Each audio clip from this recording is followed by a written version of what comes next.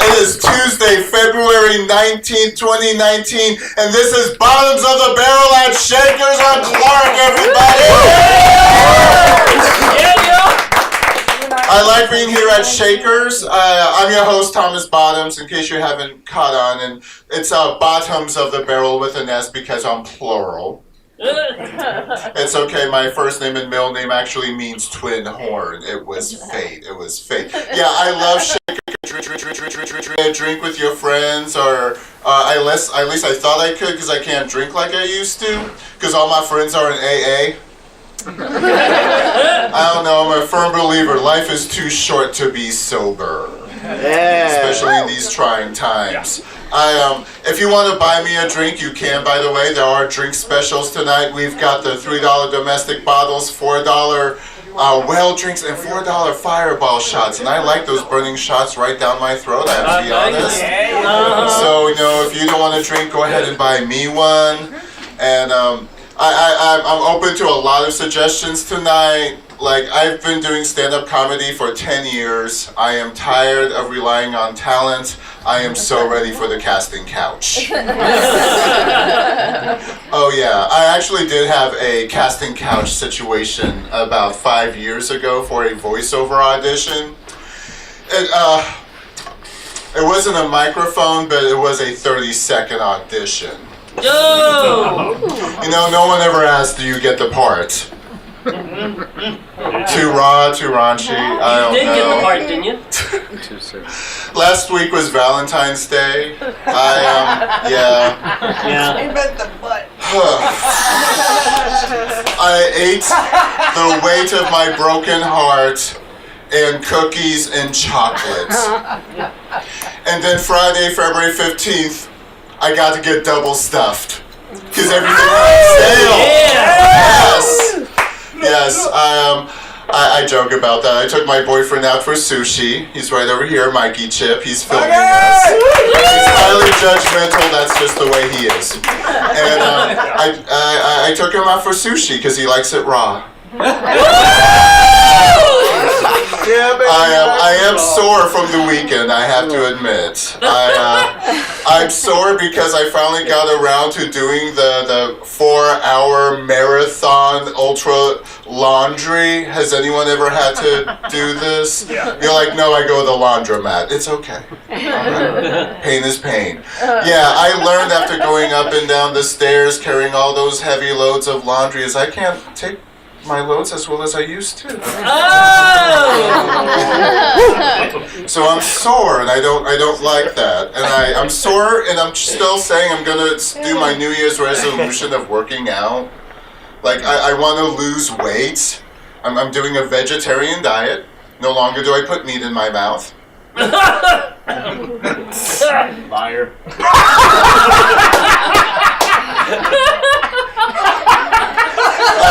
I've given up beef, pork, chicken. I was like, hey man, I never ate fish.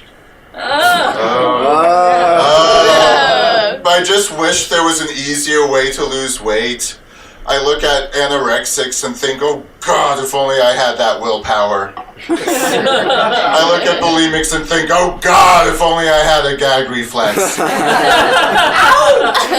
I am going to do exercise. I'm going to do something. I'm currently working out on the elliptical. I'm getting on it every day, and I do about 25 minutes watching pornography. I like to set realistic body goals. I do sometimes wonder if I can call the dark-haired, dark-eyed performer Triclops. You'll get that one on the way home. And I'm doing a workout that I know will work. Jane Fonda aerobics. It's 30 years later that she still looks amazing, okay? Because you do things like the knee lifts and the grapevine and this move. I call it pay the landlord. I have not been evicted. All right, we're going to bring up our first comedian. Are we excited? This man has been everywhere, been performing everywhere. Give a round of applause for Raghu Adibhatla. Yeah! Keep it going for Thomas! Oh, man. That's right. So my wife and I just had a baby, you guys. So for the last 9 months, I was Raghu and she was Prego. That's how that works. So mine's not the worst name out there. There are worse names. I knew this one guy in my MBA class. His name was Ahem. That was his name. Isn't that a sound you make with your throat? I mean, he had a naming ceremony. Indians tend to have this. When they're a baby, you know, both families are there, and they're thinking of a name for this baby, and it's all quiet. And all of a sudden, you know, the dad's about to speak, and all of a sudden in the back somebody goes, and they're just excited. It's like, that is it! That's the name! Write it down. It's Ahem. Emphasis on H. Thank God he didn't fart. Probably would have been worse. That's that. Akbar.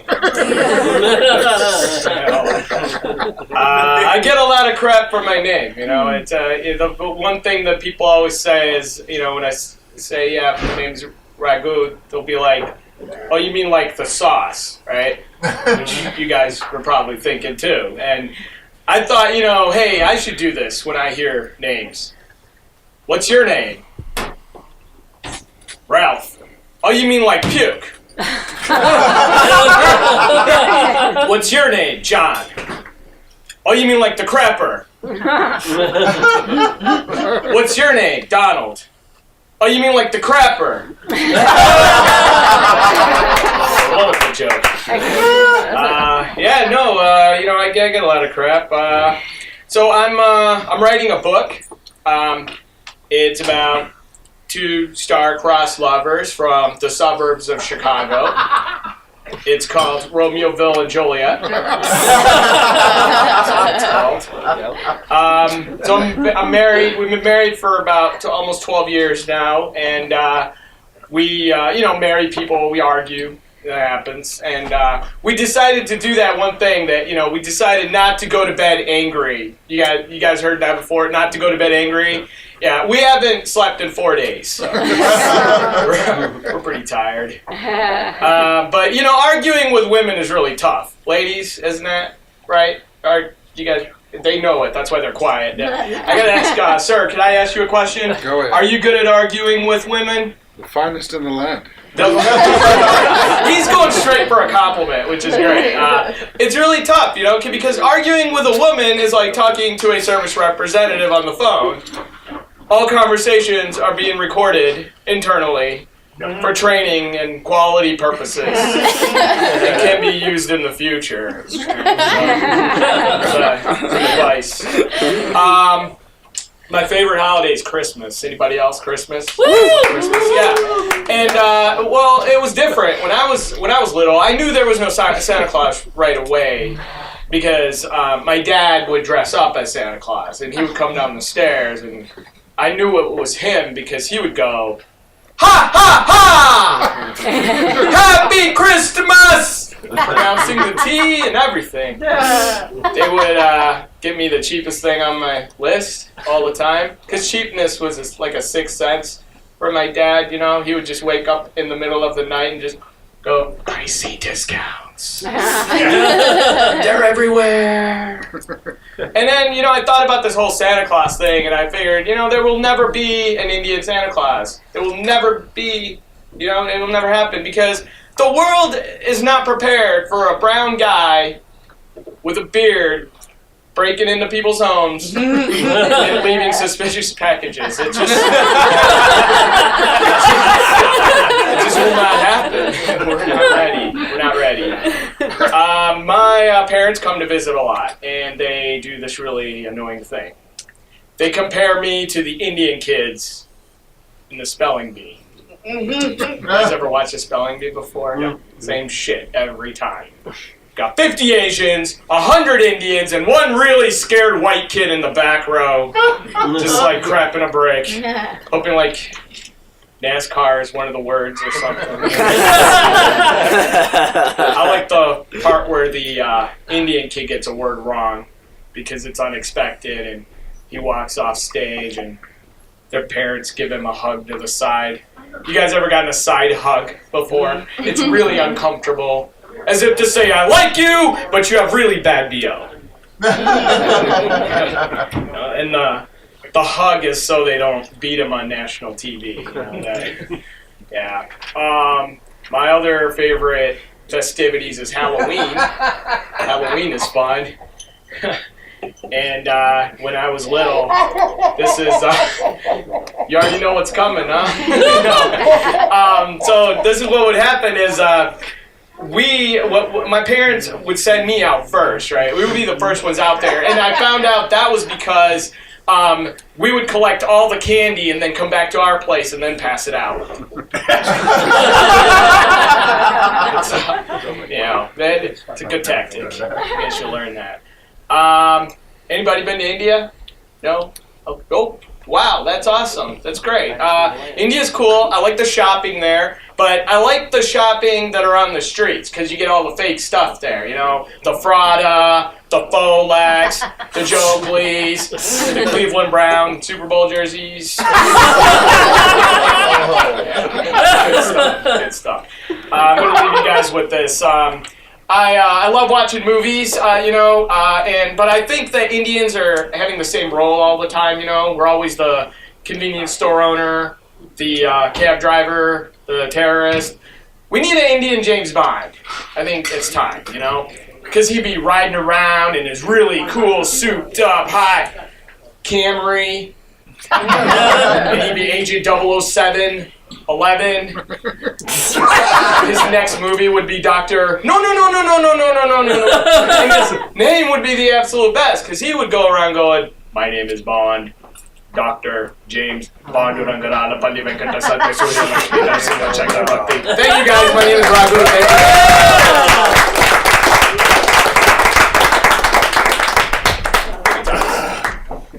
Raghu Adibhatla, everybody! Give a round of applause! Wow! I commend you on the whole relationship, not going to bed angry. My man's from Detroit. It's like you go to bed or you get stabbed. Our next comedian coming to the stage maybe put his phone on airplane mode and we'll hear all about his first date. Give a round of applause for Darren Marshall!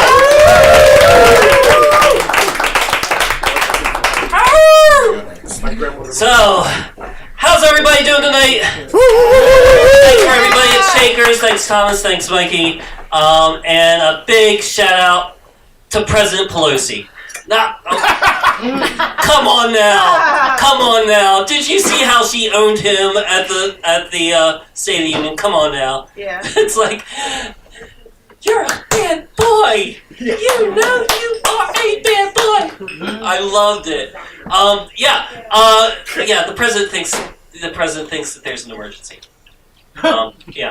There's an emergency, and it's in his pants. He needs to stop procreating. It's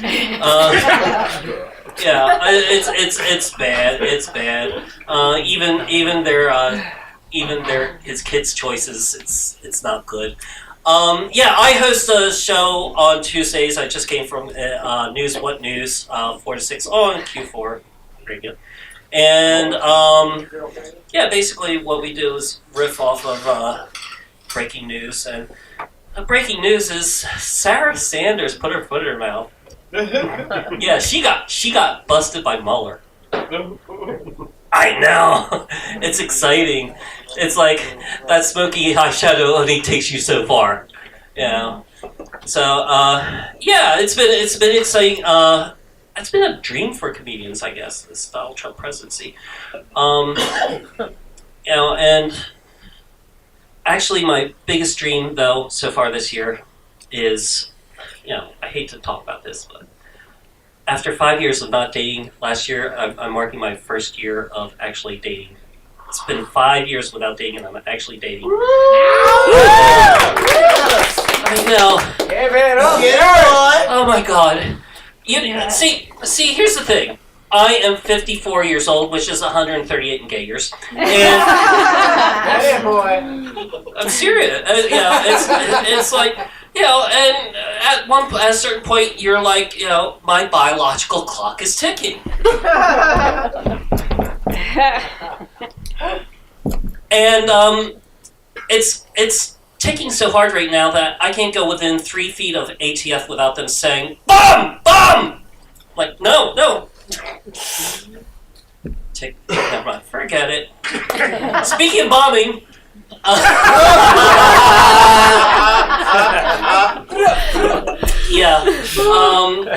it's kind of obvious I'm gay, and what I know for reals, and everybody says, "When did you realize you were gay?" And I can honestly say it was one day I remember being 3 years old under a table and making fun of my mom's shoes. That was probably it, I would say. I came out when I was 18 to my mom. I'm the product of divorce, family. So it's like I have a mom and a stepfather and a dad and a stepmother. So I came out to my mom and I said, "Mom, there's something I gotta tell you." And she's like, asked me, "Well, what is it? And then she starts crying. I'm like, "Mom, why are you crying?" "I always knew you were different." My mom was Mary Tyler Moore, by the way. "I knew since you were 3. Oh, wrong, Mr. Green." So I told her that I was gay, and then she realized that my first was the big husky 50-year-old that drove me home for Christmas. It wasn't pretty. My stepmother, on the other hand, I told her, and she's like, "Do not tell your father." She tried to put such a guilt trip on me, and then I laid it down the law to her. I said, "Who was it that was playing Diana Ross and Donna Summer around me?"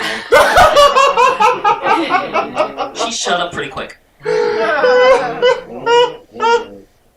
So flash forward to my brother's wedding, and I'm sitting there. My mom's sitting there, and she tugs at my shirt. She's like, "Yes, Mom." She's like, "See that guy over there?" And she's pointing to this guy.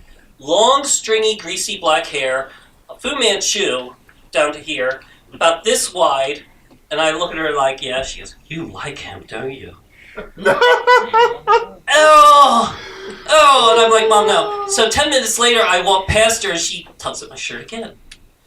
And I was like, "Yeah, Mom, what's going on?" She goes, "I'm sorry, honey, and that was nice of her to apologize to me." I'm like, "Yeah, no problem, Mom." And then she blurts this out. "I forgot you like them darker." So that is my coming out story. That's all for my time, I guess. I'm Darren Marshall.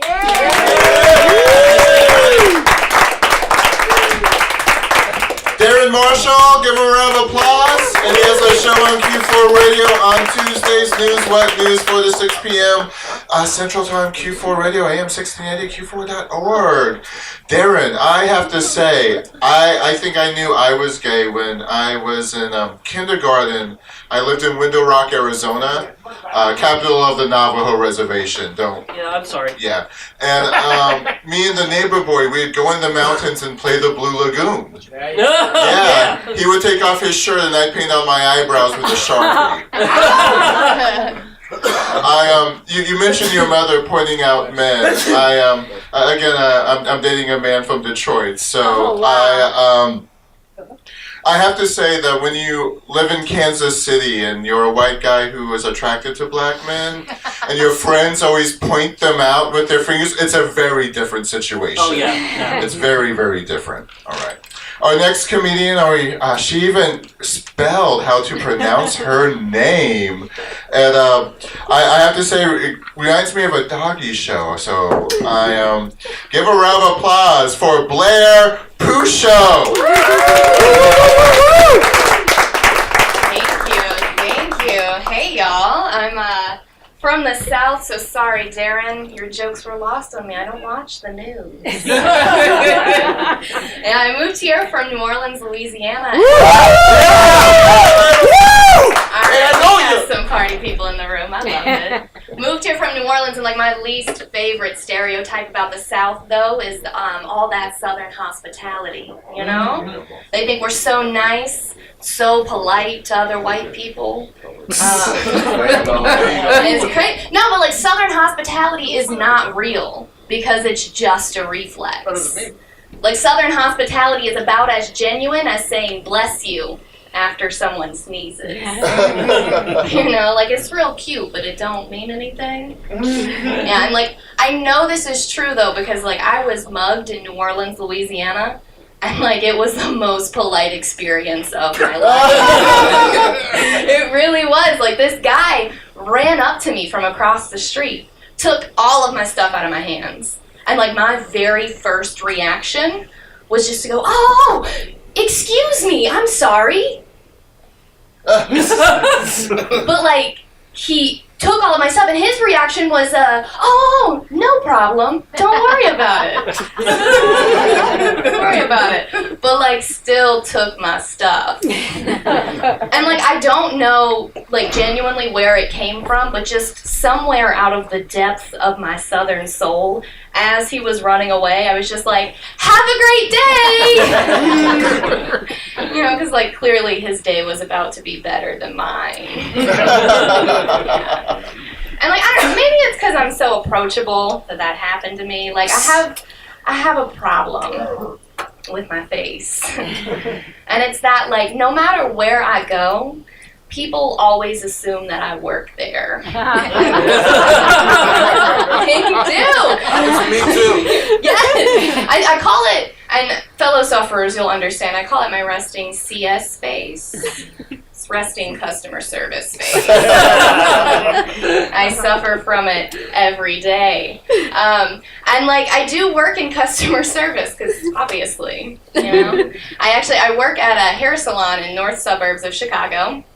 But like I don't have any real skills, so I just work at the front desk. Yeah. But like working in a suburb like north suburbs of Chicago is crazy because it's like a high-end hair salon. You know, this is the type of hair salon where you can get a $110 haircut as a man. Yeah, and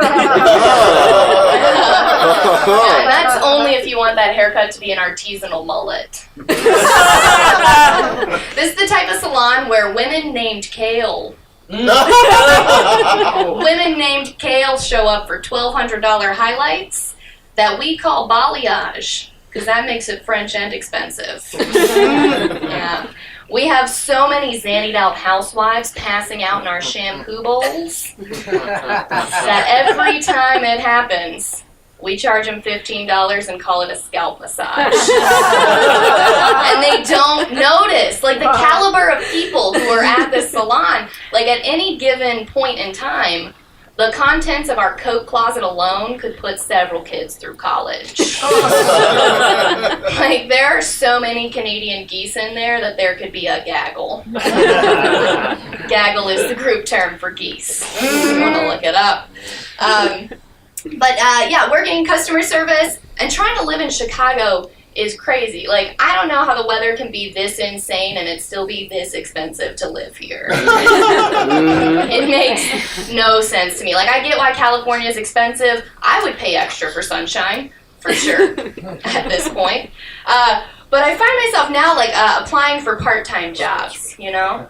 But, like, the part-time job, like, the position that I'm applying for here lately is, to be a sugar baby. Yeah. Yeah.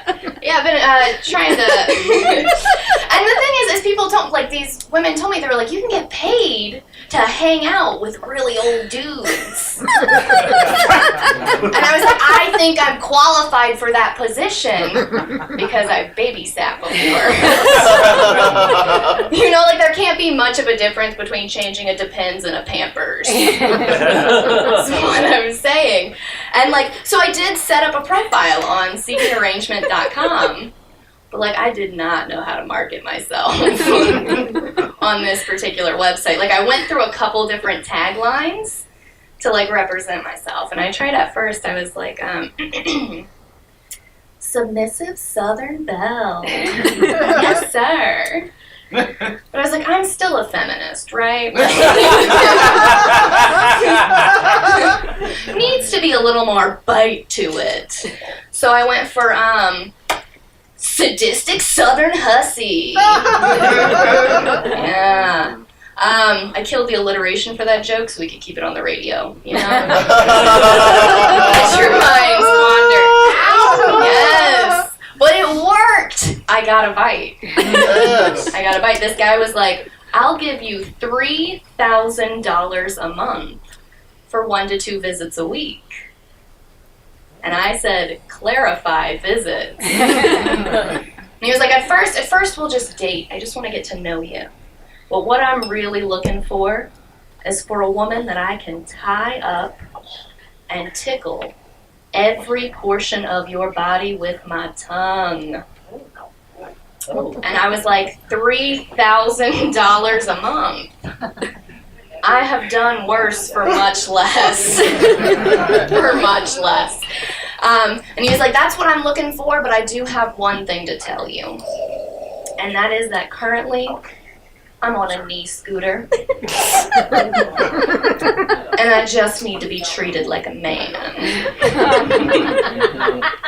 And like, we ended up not being a match for other reasons, though, because he also wanted a woman with no gag reflex. And it turns out, fellas, it turns out the literal only thing that triggers mine is a fragile male ego on wheels. Thank you guys, I'm Blair Pourciau.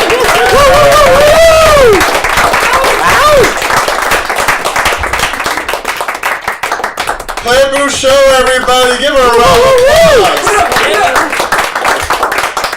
I had a moment where I realized, yeah, I am part Jewish. I instantly did the math of $3,000 a month.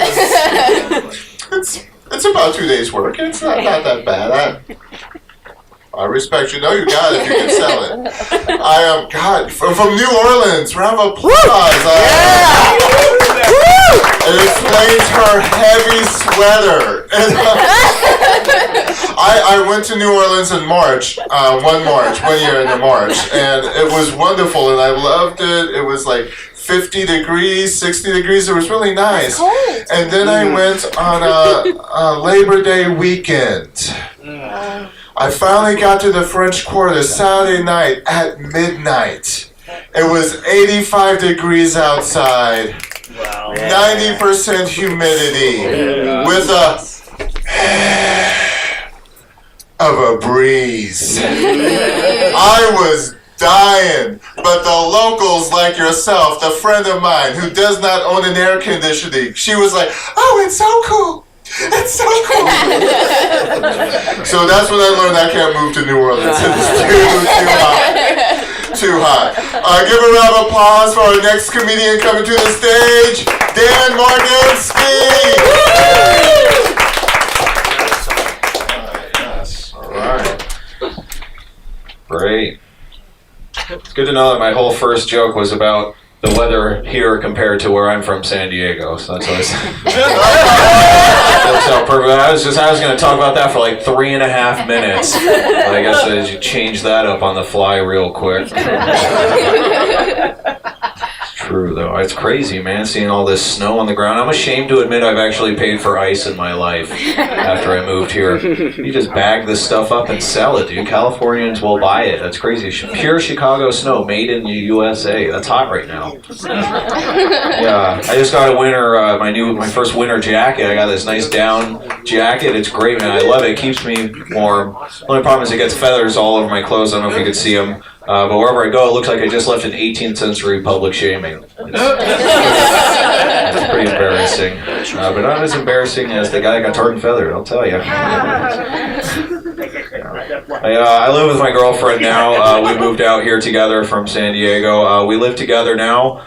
We didn't before, but we do now because it'd be weird if we packed up a car together and drove all the way across the country, then had to find roommates. So we live together. You find out a lot about people when you live together, you know what I mean? You find out what each other's farts smell like after a wine and cheese night, you know? You find out about each other's secrets and whatnot. One of my girlfriend's secrets she told me is that when she was a kid, she used to take her Barbie dolls and Ken dolls and make them have sex with each other, right? She was a little embarrassed by that. But I wasn't fazed by that because when I was that age, I used to do that same exact thing, except I only had G.I. Joes. I had to make it work, man. There's no G.I. Jane doll in 1995, all right? Those trenches got lonely. All right? I had to do something. I was into bondage when I was 9, man. All right? What I was doing is I'd take one of my G.I. Joes and strip him down completely naked, and then tie an M80 to his back, and then light the fuse, right? And I'd wait a few moments, and then suddenly another G.I. Joe would kick down the door and burst in wearing nothing but a latex mask, wielding a whip. Just whip him, trying to put out the fuse just in time before it exploded. Yeah. I know, right? I was 9. I didn't even know what I was doing. Just explained to my mom that he was trying to save him, you know? Is it weird that I asked my mom to make latex outfits for my G.I. Joes? Is it weirder that she actually made them? Crafty, man. My mom is crafty. She made a ball gag out of a rubber band and a BB. Right? That's right. Mom Guyver, that's what I used to call her. Nobody ever taught me how to shave when I was younger, so I used to look up to my G.I. Joes for advice and whatnot, which explains why I have bad facial hair and no genitalia. I just cut it right off. I wanted to fit in, you know what I mean? It looks like I'm wearing a skin color athletic cup now. That's where I'm at.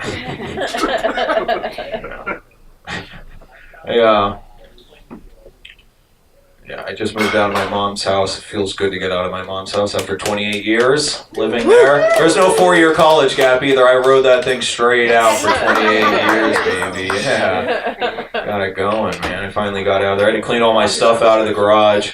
Found my old Rasta-colored poncho in the garage. You guys ever go through a Rasta-colored poncho phase? I went through a 3-year Rasta-colored poncho phase. I wore that thing every single day. It smelled terrible. It smelled like the dumpster behind a vegan restaurant. So bad it smelled. Mostly because I passed out one time in a dumpster behind a vegan restaurant. And I'll tell you, you do not get the smell of vegan chicken wings out of a Rasta poncho. Alright? I've tried, man. No matter how much white vinegar and organic soap you use, it just doesn't come out. I don't know what it is.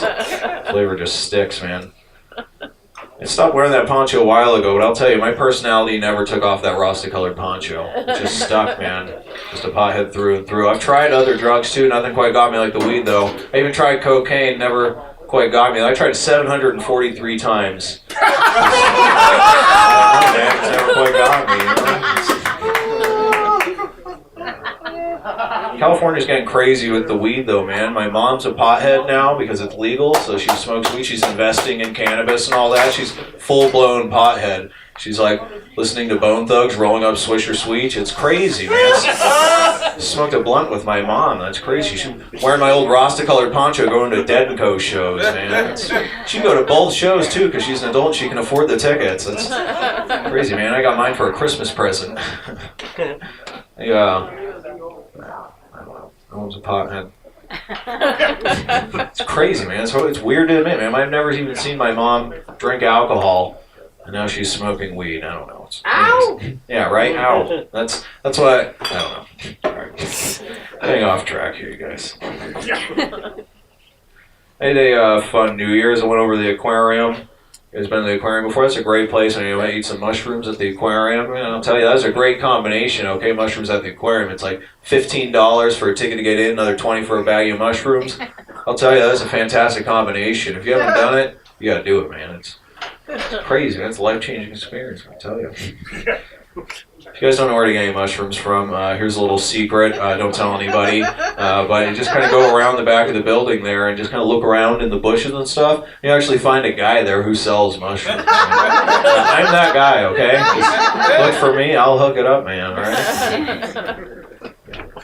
put on Pink Floyd, The Division Bell. It's a perfect album for the aquarium. It's all aquatic sounding and all that. It's great, man. The fish were digging it too. They were loving it, man. Changing colors in the lights and stuff, dancing along to the music. A little mirror ball came down from this top of the fish tank, man. It was a happening time at the Shed Aquarium, man, I'll tell you. I even caught eyes with one of these little fish there. Just me and this little fish. We were staring deep into each other's souls. I was really beginning to connect on a supernatural level with this little fish. Then I realized I'd been staring at my own reflection in the glass for 2.5 hours, you guys. I wasn't even at the aquarium, I was at a Petco. I was supposed to be down and buying dog food, man. What a time, man. $20 back, though. Some guy actually came up to me after I told that joke. He's like, hey, man, can I buy some mushrooms off you? I was like, hey, easy, man. You think I'm going to sell mushrooms to a guy wearing a uniform, all right? I'm not that stupid. Trying to corrupt the fine men of the Chicago Fire Department? No way. I'm not going to have any of that. All right, you guys are fantastic. Have a good night.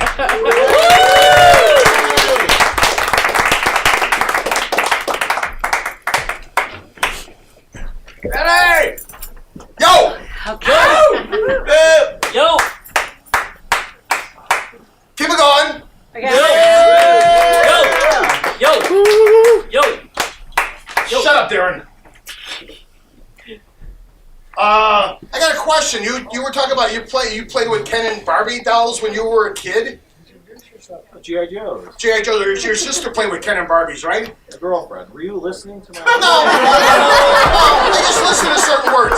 So, did you ever notice that with Ken and Barbie, they never had kids? You know why? They both come in their own box.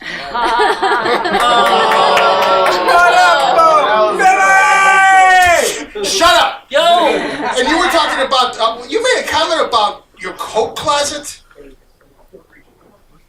Oh, yeah. I thought you said Coke closet because you said you could take care of a bunch of kids. You could raise kids with all that money. I thought you said Coke. Sorry, I'm kind of hard of hearing sometimes. Shut up, Johnny. Yo! Another thing is, we talking about Goose Town, gaggle of geese. I used to work in Glenview, and the place I worked at, every fall there was a gaggle of geese outside, and those are some mean birds. Okay, they would come in. I tried to stay at least 15 to 20 feet away from them. Any closer, they would come after me. They were kind of like the Gestapo of the bird world. Yo! Yes, thank you. And you were also talking about the difference between Depends versus Pampers. Glad you listened. Yeah. You cannot ignore women. Yo! That's why I've been married 4 times. I ignore women. There is a difference. Depends or pull up. I had to wear them for a short time years ago because I was recovering from cancer. So yeah. Also great pubes. Also what? Drink your long. Why does this have to be a clean show? Shut the fornicate up. That I can say, right? Right? Yes. Okay. Yes, fornicate. And also Pampers have the little tab in the front to keep them together. So yeah. Has anybody taken any of the DNA tests? Yeah. Yeah. Yeah. Okay. Do you know most of the people I know can't take that test? They don't know how to spit. Oh! Why did he look at you, Tom? I was just looking in that direction. Raghu's over there too. Anyway, I'm going to bring up the next comment. Andrea Scott.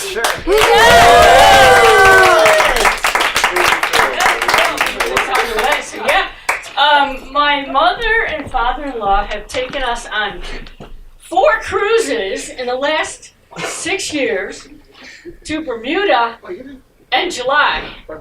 Now, they are not filthy rich. Don't think that. They're just getting up in years, and they want to leave us a lot of warm memories and no money. I have good news for my mother-in-law. She's going to outlast my father-in-law because she's driving him to the grave. I don't want to make her sound like she's demanding. She is. I just don't want to make her sound that way. Like, here's my mother-in-law at the airport. My father-in-law is pushing her in a wheelchair. She does not need to be in a wheelchair. She just wants the attention.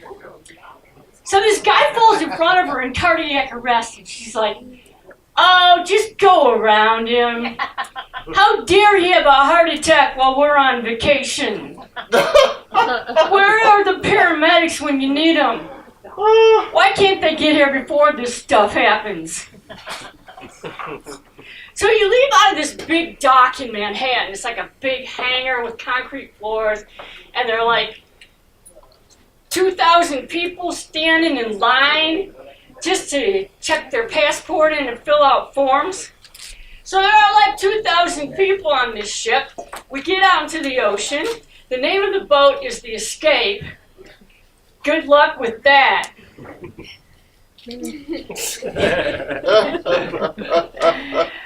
Okay, I have to ask, do your in-laws drink as much as mine?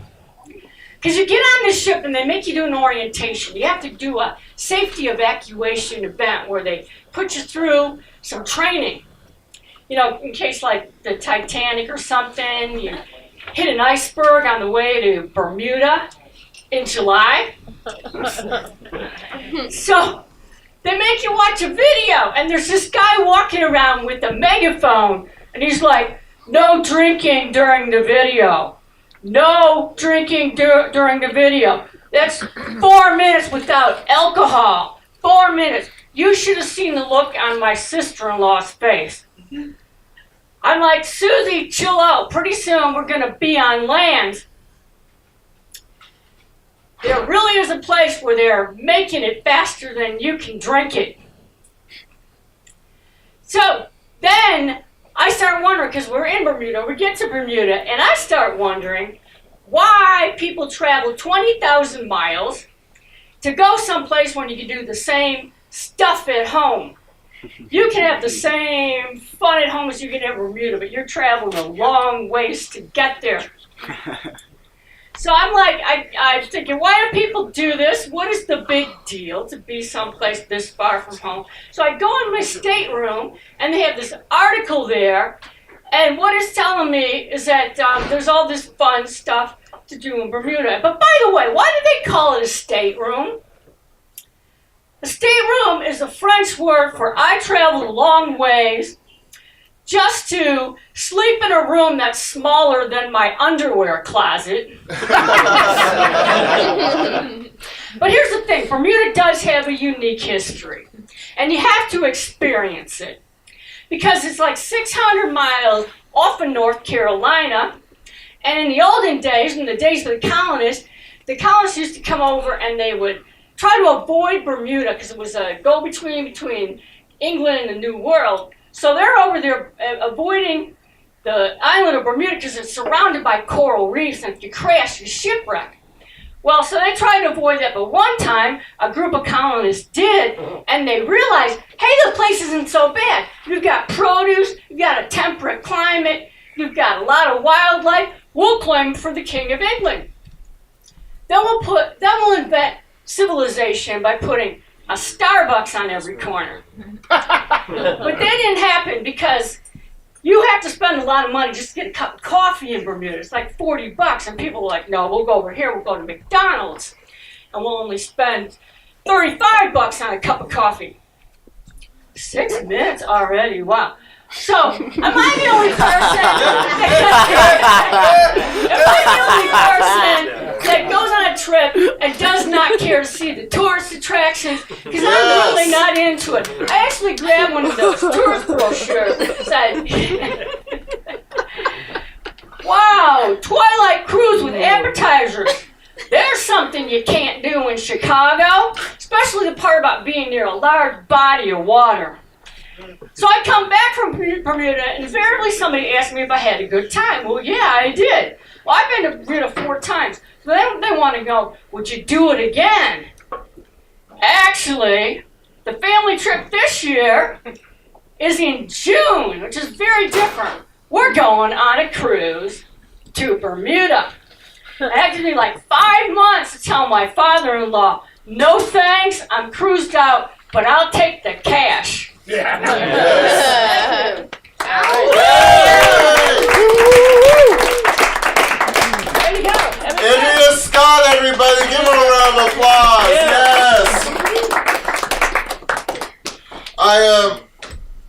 Give a round of applause. We also had some Phil Burns talking about how Ken and Barbie covered their own box. Now I want to be that person, but Skipper's box was smaller. Like, I don't know, technology just scares me a lot lately. Like, I played R. Kelly once in my car, and now GPS always takes me by a school. Too early, too soon. Okay, we're gonna keep this going. Give a round of applause for our next comedian, Jazmyn Ortega. Hey guys. So instead of a joke, I'm gonna start with good news. Is that okay? Yeah. Okay, great, because I got a new job! Thank you. See, why would I tell you a joke? High risk, low reward. I'll work hard for you people. This job, though, I'm excited. Because till now, it's been an uphill struggle. Like, I went to the bank the other day and deposited $6 cash. And 3 in pennies. Somehow, the teller saw this, then looked me in the eye and said, "You've been pre-approved for a Chase card. Would you like to apply?" Do I look like I need another credit line? Hell yeah, sign me up. Third part's a charm, right? Now, I've been poor since I was like 8. Debt don't scare me. I look at the poverty line and I slip under like a limbo champion. Really, my quality of life can drop to the floor. Like, how low can you go? But still pay the bills. Or at least just the rent. I do like to pay the bills though, because getting your power shut off sucks. No lights, no hot water, and the next time you open the fridge is to scavenge for survivors. Which is pretty simple. Give everything a whiff. You don't vomit, it stays. Yeah. Unless it can have like a little bit of rot though. You can scrape that off. Like, as long as it's not full science experiment.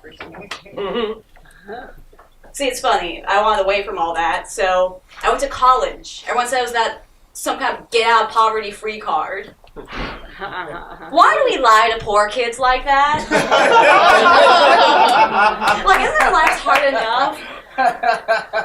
My degree feels like a tacky souvenir. I look at it and I might as well say, I went into debt with 3 side gigs and all I got was this cardstock.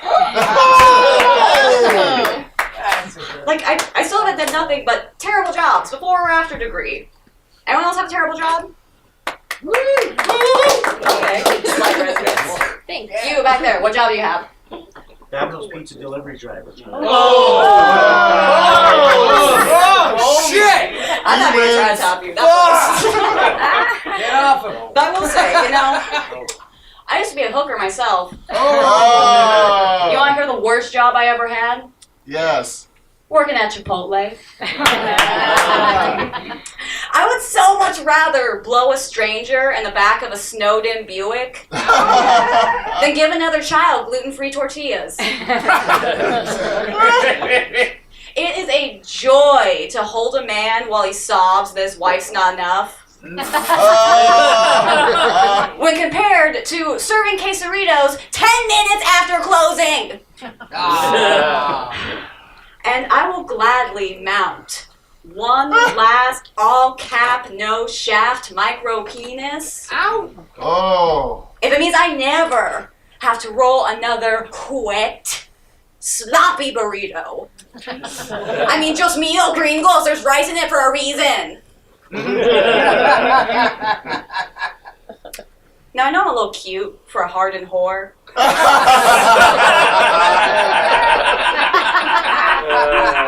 But I'm smart, too. See, after trying to sell my plasma, eggs, bone marrow, I realized the vagina is the only thing you can sell while it's still attached to you. If you want options, though, you only need your big toes for balance. The rest you can hack off like shawarma. When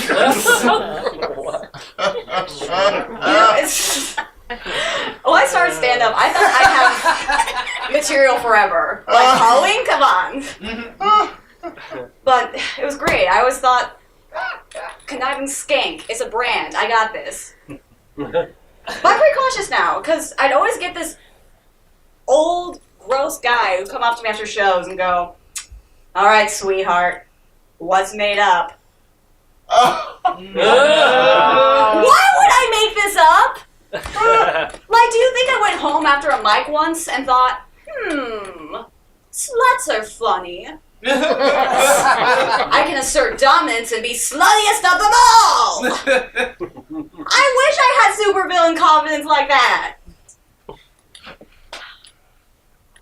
Damn, I had a point too. See, it's funny because these days I don't really do much of the hoeing thing anymore, because this same old aggravated white man, he'd say he was concerned about me, and I just look at him like, where were you 3 years ago? You would have been great clientele. But then also, this isn't Pretty Woman. Like, do I look like Julia Roberts? Because you really don't look like Richard Gere. No, you don't do it. You don't run away with men. That's how you end up in The Shining. Y'all laugh, but that movie gets me. I can't think of anything scarier than the man I love being completely useless. With the audacity to talk about me! And to the ghost. See, ghosts don't bother Shelley Duvall until the end of the movie. They don't have to. They just target her weak husband while she cooks, cleans, takes care of the boy, takes care of the boiler. You want to talk all work, no play? Bring her the axe. She earned it. Thanks, guys. You've been great.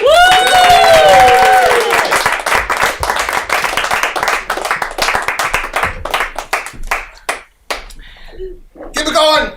Yeah. God, I wish I could get my kid to be obedient like you guys. Where are you at? You were talking about worse jobs. I worked in a call center. Okay? Taking job applications from people. I had a guy call me up one day looking for a truck driving job. He was from Canada. He fit every type of truck there was. Okay? Except when we got to the EEO, Equal Opportunity Employment, whatever the hell it is. Basically, when I got to that, he said, by the way, I'm legally blind. In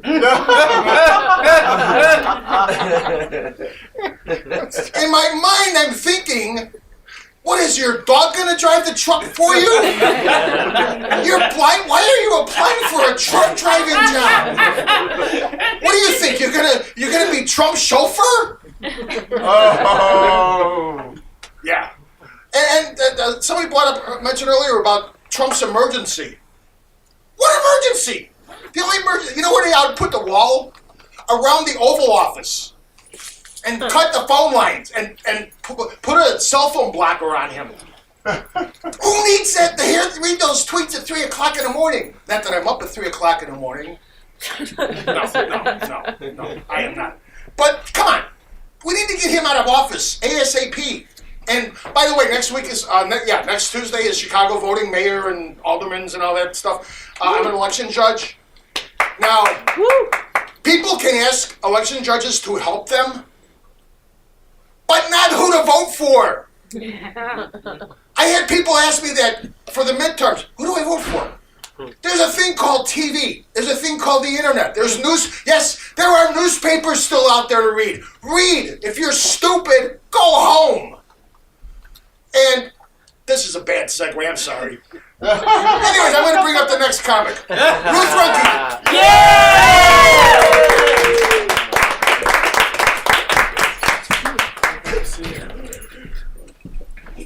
I look like Jessica Rabbit if Jessica Rabbit had 2 children from 2 baby daddies in 2 different countries, custody of none of them, and now she's working at Dollar Tree because, listen, I have no motivation to be a whore. I have 0 motivation to be a whore. None. You know why? Because the men who pay for sex, maybe this is a little judgmental, don't deserve to have any sex with me. They can have sex with the other whores. Now listen, I know, $3,000 sounds like a lot of money.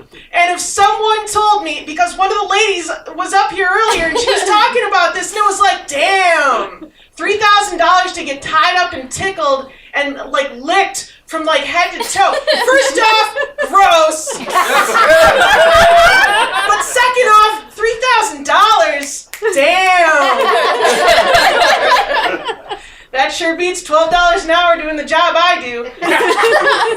I am a professional senior caregiver. I actually am a professional companion. For senior citizens, I get paid to take shit from seniors.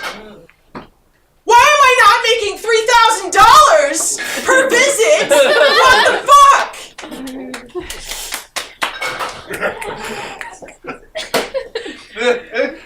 Has anyone ever tried killing themselves just to get out of housework? Yes, thoughts like that are why I'm in comedy. Thoughts like that are why I'm on stage in front of you very beautiful folks right now. And something that comes into my heart every so often is a song. Before I get on stage, sometimes this song plays in my heart. What will this gig be like? I wonder. Who will the MC be? I wonder. His jokes could all be hacky, but who knows, he might work clean. I should be working on new bits. Oh, what's the matter with me? I've always longed for this stage time to get booked for corporate work. Now here I'm getting my stage time, and the middle comic is such a jerk. A bunch of hecklers and crazy drunks. Nothing unusual about that. Oh, I must stop these doubts, all these worries. If I don't, I just know I will bomb. I must dream of the punchlines I'm seeking and do that bit about mom. I must do the jokes about your mama and the one about the boyfriend drama. And after the show, I'll smoke weed and do 10 shots of Jose Cuervo. Pass out naked in my car. I love stand-up in the city at the bar. If you like what you see, come out and support live comedy. Woo! Yeah! And that's how I felt when I started comedy. That cheerful joy has been sucked from my soul. Now I'm 41 years old. It's 12 years later. I got a lot more cuss words that I could be doing, but I was told about that. I love cuss words. I absolutely adore cuss words. And screw the FCC, gosh darn it. They're no fun. Alright, so I like to be real. I like to talk about real stuff.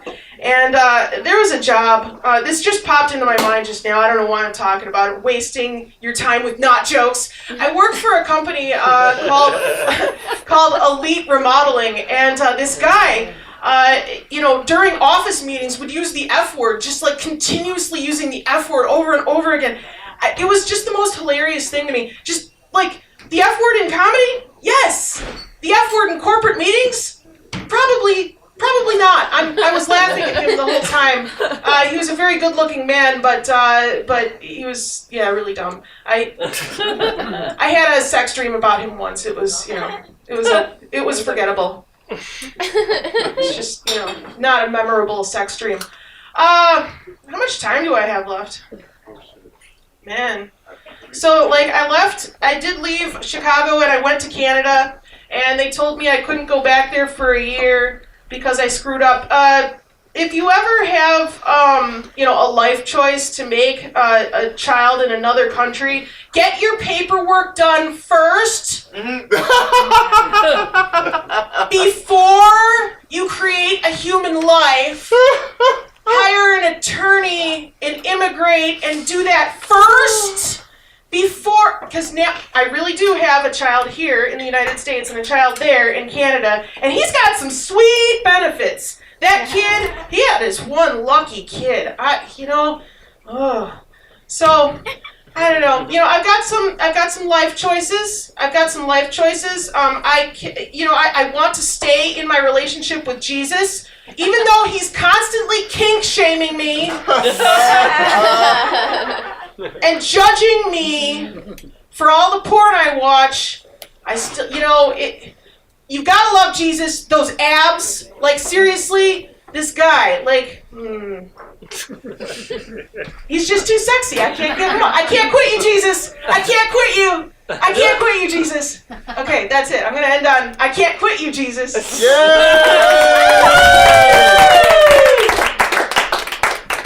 Ruth Ruhnke, everybody.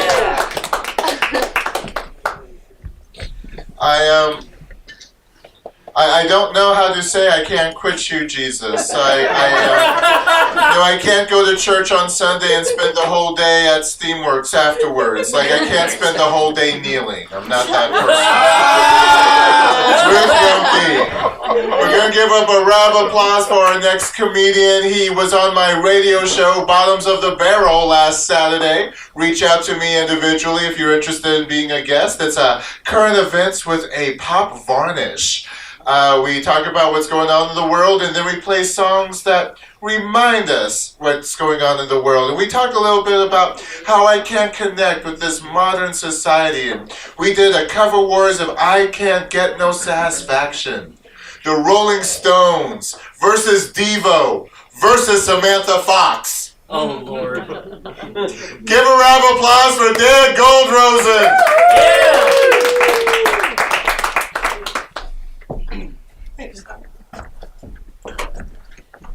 Hi guys, how are you tonight? Yay! Thank you for having me on your show the other night. That was a lot of fun. Wasn't sure what to expect, but that was a good time. Just I felt like I was on a Dick Clark show. I can really dance to this tune, but Devo is not as good as Rolling Stones, but Samantha Fox is not as good as Devo. So it was kind of weird to review some of those cover songs. But I met a few new people here tonight. It's nice to meet you all.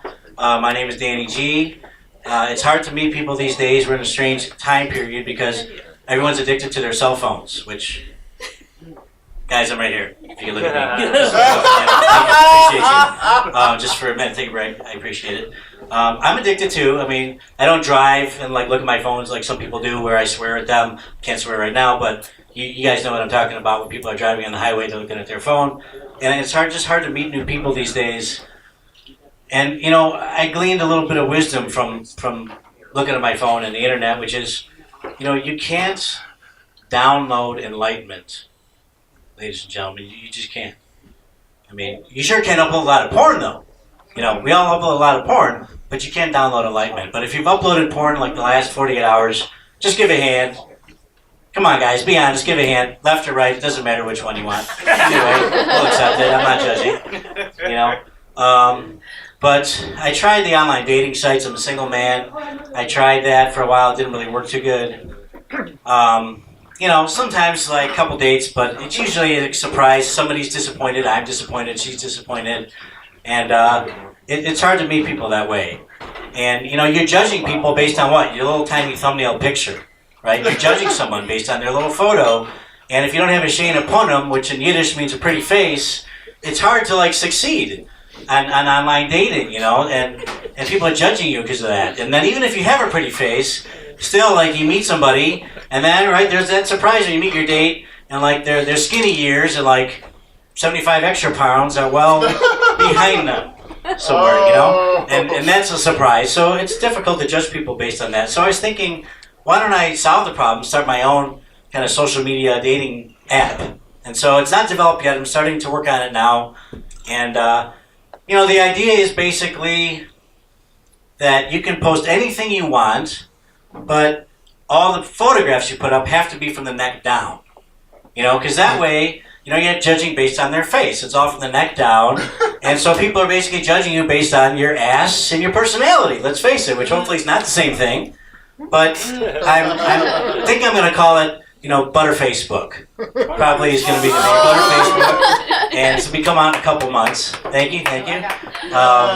But if that, you know, before that develops, I try old-fashioned ways. I don't like to go to bars to meet people. So I'll just like go for a walk, especially when the weather's nice. I live by a park in Chicago. I go for a walk, and ladies, you think it's hard because if you're a single woman, but it's hard for a single guy these days, especially just because I go for a walk in my neighborhood. I put on a hoodie. I go for a walk, and I notice that women can be terrified of me. And I figured out, you know, what am I doing? I'm just like walking along, minding my own business. The problem is, I'm by myself, and I don't have a dog. So if I had a dog, women would be coming up to me like, oh, cute baby, let me pet your puppy. And they think I'm like a safe, nice person because I'm a dog owner. Right? Any dog owners out here? No dog owners? They're terrible people. Cat owners? Okay, cat owners. You're really good people too. Yeah, really. No. But you know, people feel safe when you're walking a dog. But I don't have a dog. So my mom has a dog, my brother has a dog, and I have the easy job where I go over to the house, and the dog's so excited to see me because it's like all the holidays wrapped up into one because I'm not there every day. They're so excited. I take them for a walk and play with them and like throw them a treat, and then I leave. I don't have to pay for anything. It's like being like a dog uncle. You know, it's just like being an uncle, which I am. I get all the easy parts. I don't really have to pick up the poop, and then I get to go home, and they love me. So it's nice, but it's a challenge because I'll be walking, and I'm just minding my own business, and I'll sense that there's a woman like a half block in front of me, and she gets paranoid. And it's Chicago, it's scary, and you're walking along, you know, and you hear some footsteps, guys too, and you do one of these, right? You take a look, quick glance, right? You don't want to make them feel uncomfortable, but it's a quick glance.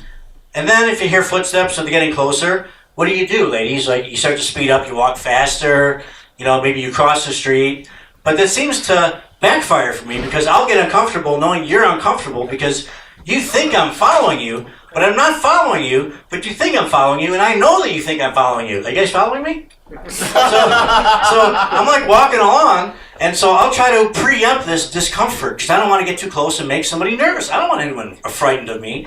So I'll try to like cross the street because I get too close to you. I just want to cross the street so you're not paranoid. But the problem is I'll like head across the street, and then like 2-3 seconds later, she goes across the street trying to get away from me, and then she does a quick glance, and she looks and she sees I'm crossing the street, so she thinks I'm following her across the street. But I'm not. I made the move first, okay, lady? But you think that I'm following you, but I'm not following her, but I'm paranoid because she thinks I'm following her, and I know she thinks I'm following her. Are you guys following me? So I try to avoid it, and it's difficult to do. So, you know, I guess I have to get a dog or just not walk in the city because I don't like making people feel frightened of me. But I am going to be heading out this evening. As soon as I get out of here, I have to go home. I have to pack a bag or two, catching a flight in the morning out of O'Hare, which is no fun. But flying to San Antonio, Texas. Have any of you guys been to San Antonio? No. One or two people? So San Antonio, if you've not been there, it's a beautiful city. It's got a river walk. It's just great people. It's got the best Tex-Mex food. I'm going to be performing at the Alamo. Thank you. Thank you. I'm not booked. Like, there's no comedy show, but I hear it's like easy to get in. You just like barge your way in the Alamo. You can just get right in there. You know, it's not hard at all. And apparently, I was reading, and these guys that were there performing, when they went to the Alamo, they really killed. So that's what they're trying to do. Kill at the Alamo. So wish me luck. Thank you very much. It was great to meet you guys. Thanks a lot. Dan Goldrosen, everybody, give him a round of applause. Yes. You talked about being a dog's uncle. I'm 11 years older than my younger brother, and that meant I was a built-in babysitter. So much so that I had to have the sex talk with him. Anyone had a sex talk with a child? Oh, we have one. Okay. Yeah, I did I pulled out the banana, an actual banana, and I pulled out condoms, and I gave them condoms, and I said, I'm never going to ask about these again. This is a banana. This is how you put on a condom. This is what you want to do. I want you to show me how to put on the banana. Here you go. We're never going to talk about it again. I talked about how women lie. Sorry, but I'm on the pill. No, we're going to use a condom. That's what we're going to do. He laughed at me. He laughed at me until I pulled out the one thing that caught his attention. Child support garnishments. Oh, yes. When he saw he was paying $1,200 a month for a child he may not be seeing, I'm not an uncle to a dog, and I'm not an uncle, period. Yeah, that's why they won't let me do sex education in public school. Now, our next comedian, I probably shouldn't have talked about sex education. Give a round of applause for Katie Zane!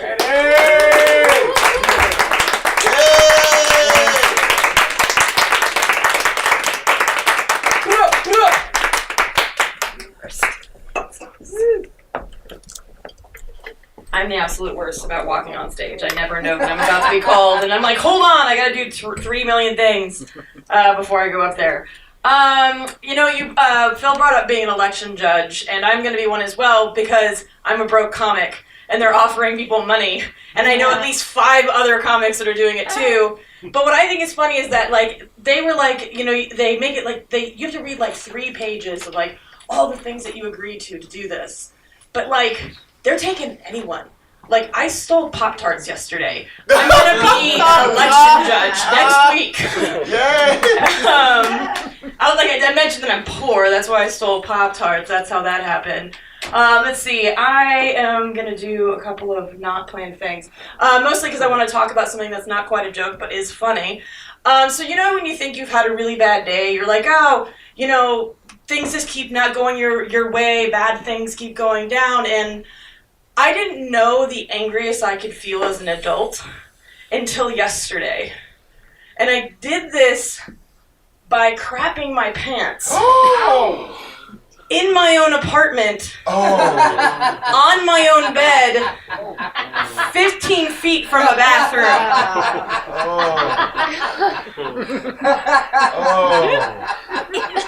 And I already have a body that betrays me on a regular basis. I have multiple sclerosis, which literally means that my body is self-deprecating. I was meant to hate myself a little bit because my T cells are already on board with it. And so, the thing is, after it happened, I was so angry. I've never screamed so loud. I was so glad I don't have a loved neighbor right now. And I also, after, I screamed no, BS, like a small child, after the fact, I was like, I guess my anus muscles aren't working today. That's part of my deal. Okay. So now you guys know about that part of my day. That happened, and then also I slipped on the ice last night after this happened. After I'd taken my half shower after the event. I was trying to soothe myself with SpaghettiOs and my stolen Pop-Tarts from Walgreens. And then I slipped as if it was immediate karma from robbing the Walgreens. And I officially have my Chicago icefall knee. I have the same spot on my left knee that I land on every time, as if I'm just blowing the pavement on the regular in the same spot. That's what's happening. Actually, the other thing that, again, this isn't a joke, it's just something I want to tell you guys about. I had not gotten laid in 8 months, but I got laid on Saturday. Ow! And I realized, well, yeah, thank you, that's great, but half my bits are no good now.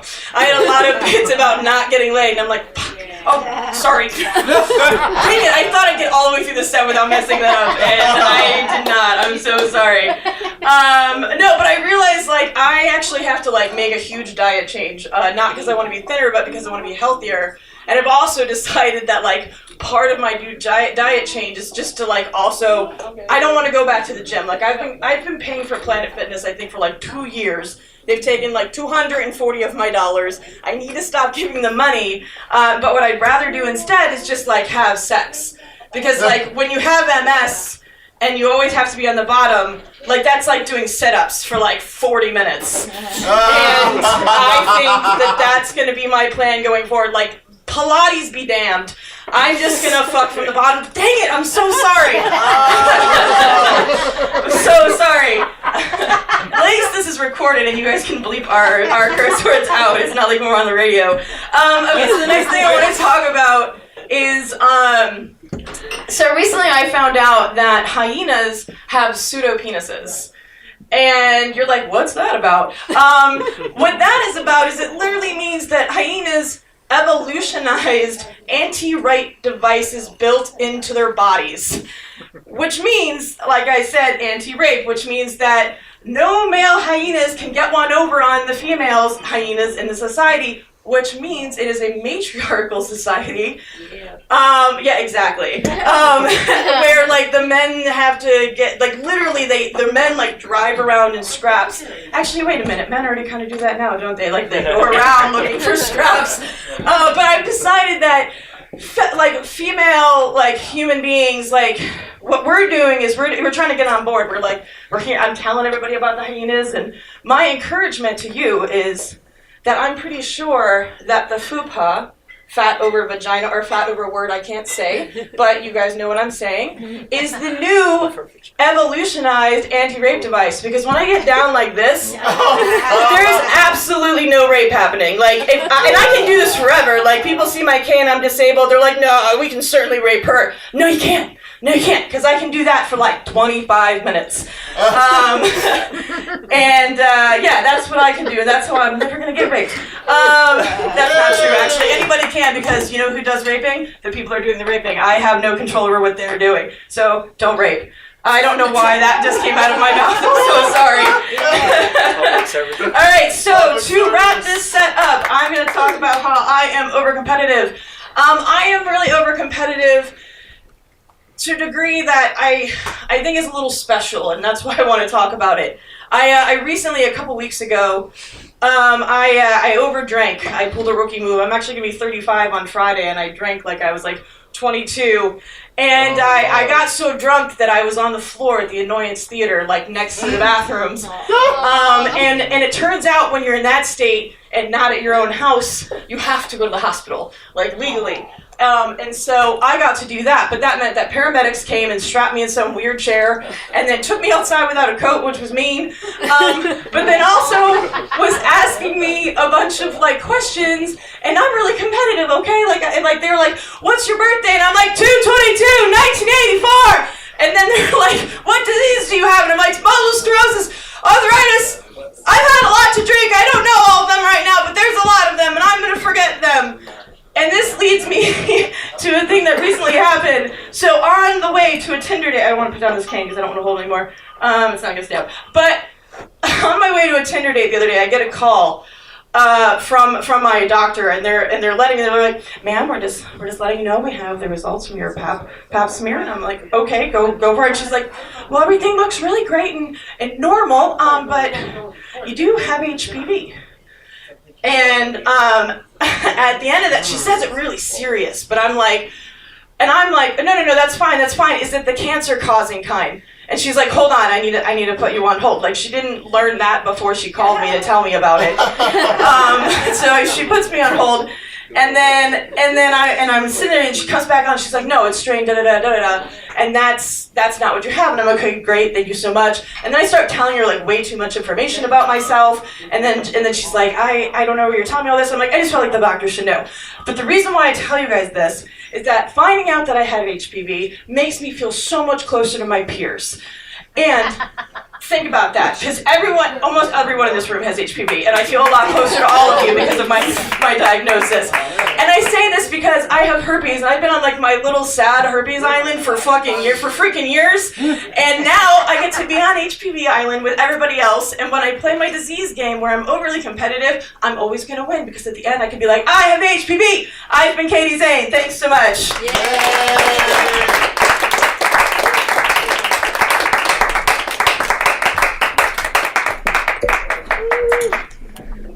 Keep it going for Katie Jae. God, I wish my kid was here to see how obedient all you guys are. God, I want to talk about the president of the country for a minute. The one person you don't see very often is Baron Trump. You don't hear anything about him. But I'll tell you what.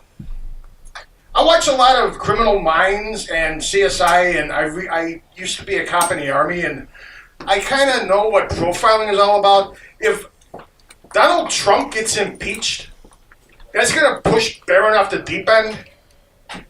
And figure 10 to 15 years, he's going to be the next serial killer in the United States. You don't see, since Trump has been in office, how many serial killers have you heard of? Anybody? None. No, none. They all do it in one shot, one blow. But there was a study done. There's actually 25 active serial killers in the United States at one time. 60. Oh wow. Oh, is it 60? Yeah. So you know more about this than I do, which is good. So it makes everybody wonder about you. Sure. But 60 serial killers active in the United States at one time, and none of them have the balls to go after Trump. Which totally sucks. Again, a bad segue. Johnny Cuevas. Yay!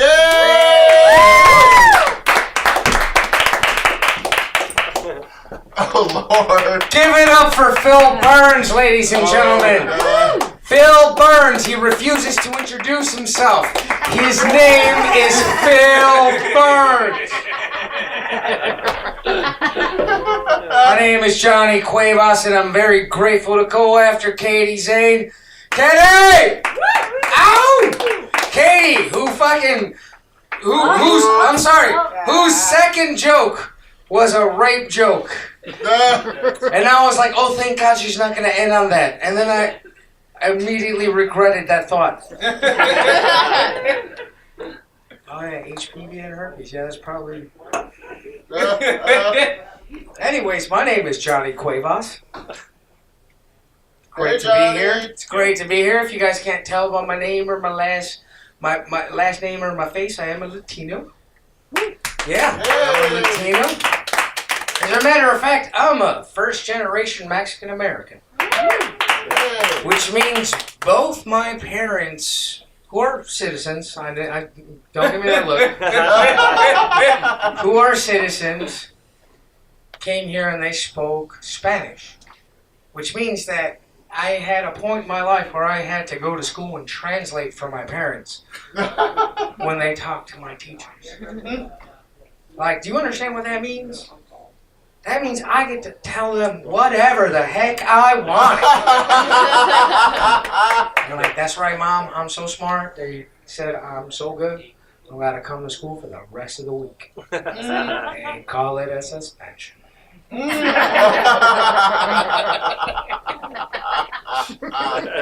You guys seem pretty woke. Let me ask you woke guys and gals and non-specifics questions. I'll give you a scenario. I have two friends, right? One of them has a bomb, all right? One of them has a bomb, so every second counts. Now, I'm on the line with the cops, right? My speaker's out, but they got a sniper across the street, so they can see me, they can't hear me, right? Now, one of my friends is Native American and the other is Indian. What's the wokest way to rat on the right guy?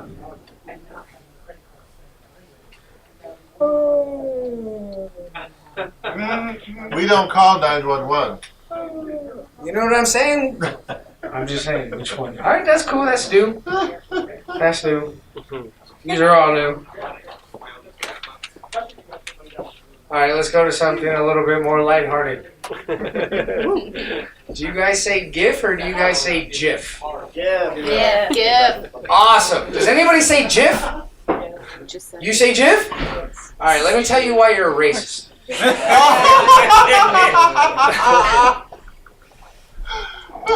What if a guy named Jeff makes an awesome GIF, and he's Australian.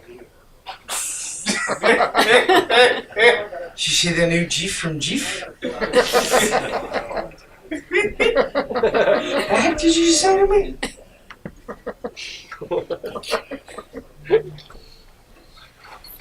I was almost married once. Oh no, wait, I can't do that joke because of the. Alright, never mind. Totally forgot about that. A punchline is a dirty word. This one's kind of tricky, but let's see if I can work it in. I am genuinely surprised every time I see a Prisoner of War movie. I always am struck by the same thought. Man, those guys got the best tan ever.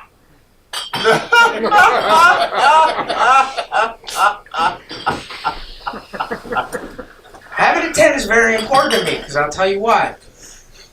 Because as a Hispanic that grew up in Chicago, there are certain parts of me that do not get light in the winter. Right? Which means there are certain kinds of pictures I cannot send at certain times of the year. I'm going to use an autocorrect term. I can't send duck pictures. Because if I do, my duck skin does not match my face skin. And if I send them at winter time, I have to answer all sorts of questions. Like, why is there somebody else's duck on your phone?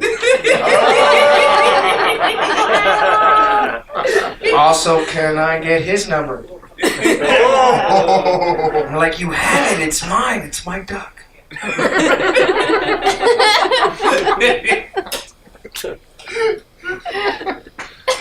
I think I navigated that joke pretty well. I think I might keep it. The beauty of the show. Give it up for Thomas Bottoms, man. Put this show together, that's what's up. I'm not trying to think of my next joke at all. So I don't know if you guys can tell, but I'm single. Oh, stop it. I might blush. And, you know, my friends, they always give me advice as to who I should date. They're like, man, Johnny, you should date somebody like you. And I'm like, oh, thank you. Don't get me wrong, it's super fun, but it's kind of scary. The last time I dated somebody who was like me, we used to play this game. Well, we would drink a bottle of tequila and take a handful of pills. And whoever stayed up longer got to do whatever they wanted to the person who fell asleep first. Sounds like a fun game, right? Yeah. I thought so too, till I realized, oh wait, it's her prescription, and every morning I wake up butthurt. Oh. Like, looks like I lost Cosby again. Oh, what else are you gonna call that game?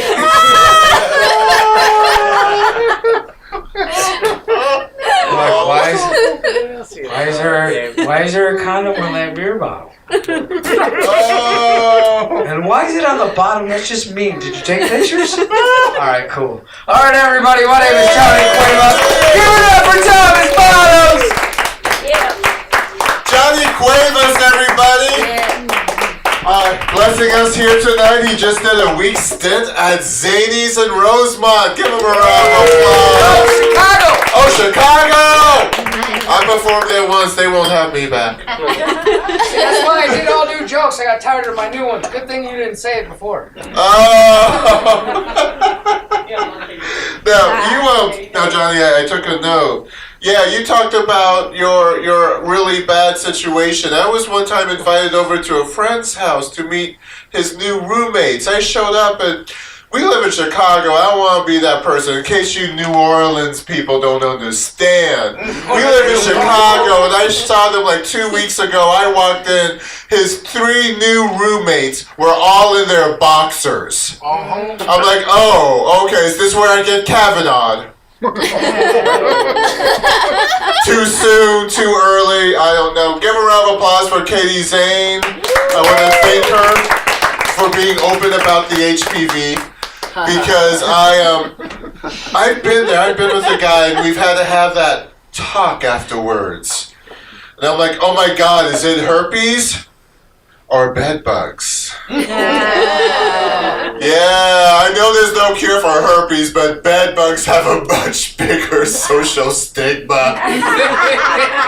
I have never understood racism or just like sexism or just hatred of a being until I lived a month in a place that had bed bugs. Then you understand the whole I just want to see you die. Alright, our next comedian coming to the stage. Give a round of applause for Tad Walters. Give it up one more time for Thomas Bottoms, everybody. Big round of applause for Thomas. Doing a great job. Phil too. I just learned his name. Fantastic. Just real quick, my name is Tad Walters, and like Blair, I am also from Louisiana.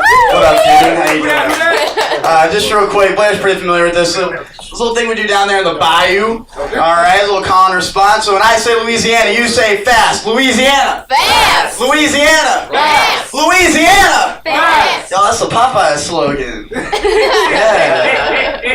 It's also the state motto of Louisiana. Nearly beat out Who's Your Crawdaddy. Won't read that one in the history books. You won't. Man, I do love Popeyes. Does anyone else here love Popeyes? Quick round of applause.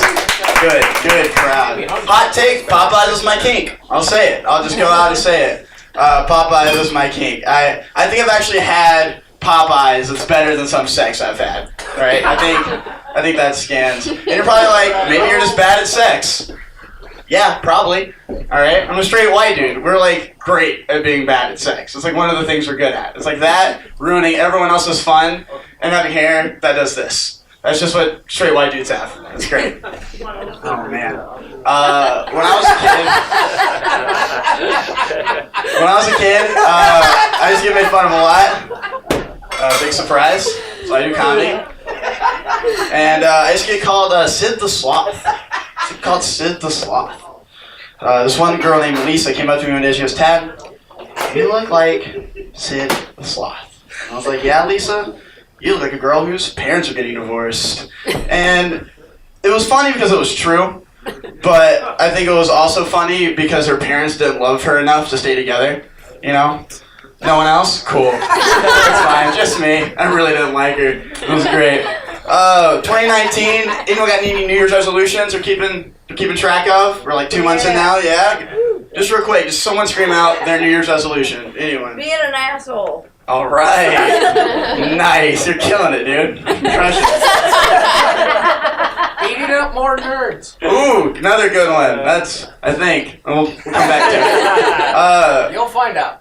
My 2019 resolution was to only start dating girls who have educated opinions over which movie's better, Princess Diaries or Princess Diaries 2 Royal Engagement. Don't boo that or ooh that? Boo? Boo! Princess Diaries 2 is horrible. Are you okay? We'll talk about this in a minute. First of all, it's not true. Completely false. Oh. Yeah. Another hot take. I'm spitting them out today. Really crushing it. But yeah, I think 2 is a way better movie for a lot of different reasons. One, hot, virile, young Chris Pine in the role of a lifetime, right? It's pretty big. Raven Simone is a princess best friend, another big one, but it's cool. I'm not going to waste my whole set on this. Oh man, I grew up in the South. Oh man. Darn. I grew up in the South, and as I said before, and I love country music. I grew up listening to country music, and one of my favorite shows, thank you, one of my favorite shows growing up was CMT Crossroads, where they pair up, it's a concert series, where they pair up a country musician, so usually an old white man or old white lady, with a non-country musician, usually also a white man or a white lady. Or Jason Derulo, turns out, did a CMT Crossroads. Yeah, hip-hop sensation. Jason Derulo, like that one, that guy. Oh. Yeah, he did a CMT Crossroads with a country superstar named Luke Bryan. And on film, Jason Derulo sings the words, "This is for the young bucks sitting in the honky-tonks, For the rednecks rockin' till the break of dawn. To the DJ playing that country song. Come on, come on, come on. Ow! Yeah. Who is that for? What audience is Jason Derulo trying to appeal to with this crossover appeal? I don't get it. Like, is that for problematic white girls named Tammy? or white dudes that hang out in their friend's garage and rap along and say the N-word? And they're just like, oh no, it's cool, man. Like, my one black friend said I could say it. It's cool, it's cool. It's cool if they're singing it. I can sing along too. Wham, racist. I'm a little baby racist. That's my racist impression. That's what I think racists sound like. Thank you. Thank you. Just by looking at me, you can probably tell I send pictures of my junk on Snapchat. I do. But only to accounts I think are run by ISIS. I don't know why I do it. Maybe somewhere deep down I think I'll meet a nice jihadist boy. You know, maybe settle down in the mountains, raise a goat. You know, plot the demise of Western civilization. IDK, couple stuff. You know, couple stuff. Speaking of couple stuff, I found out recently from some friends of mine who are women. Just letting you know. That apparently there are guys out here that after a woman goes down on them will not give that woman a kiss because it's gross. Is this a thing any woman here has experienced? I see some nods. Yes. That's insane to me. That's wild to me. I didn't know that was an option. I had no idea. I mean, that being said, I think it's a really bold move for a guy to, you know, have some girl just slob on his knob for a while, keeping it PG for you. Slob on his knob, and then he has the audacity to not give her a smooch for a job well done. That's insane. I feel like I couldn't do that. I mean, I'm just grateful for the opportunity at the end of the day, right? But I mean, why wouldn't people do that? Is it because it tastes bad? Because it's like not true. It tastes fine. You know, it's not like she had a clove of garlic beforehand, right? You know, it's not like she's a heavy smoker and the mouth tastes like the destruction of Pompeii. You know, that's not it. Man, just real quick before I head out, dude, do you kiss a girl after she goes down on you? Sure. Sure. Did you use tongue? No. Still work to be done, man. Still work to be done. All right, everybody, that's my time. I've been Town Walking. I'm your host, Thomas Bottoms. Tad Walters, everybody, give him a round of applause. Yes. Notice how he only asked that question to the whim. It's okay, I'm not judging you, Tad. My street name is No Mess Thomas. Oh, shit. Oh. Not Double Penetration Pete. Our next comedian coming to the stage, I've had the pleasure to work with her. She's from Phoenix. She'll tell me your business, girl. You know I'll take it to the stage. Give a round of applause for Courtney Buckwalter.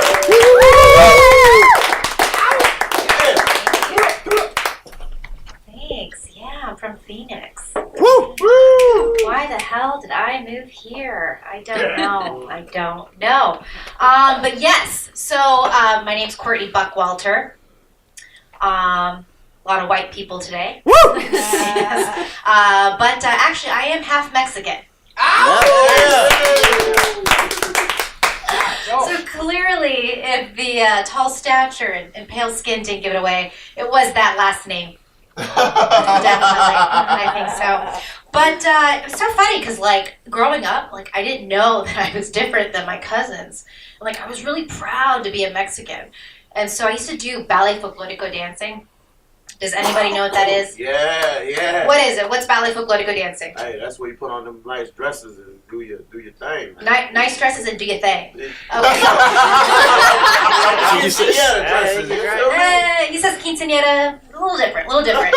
I like to say that ballet folklorico dancing is kind of like Mexico's version of Irish river dance. There you go. But with like a sombrero. You can imagine that. And so I used to have like these big extravagant performances growing up, and they would introduce every single dancer. Bienvenidos y buenas noches. Tonight we have Yadira Lopez, Miguel Grijalva, Courtney Buckwalter,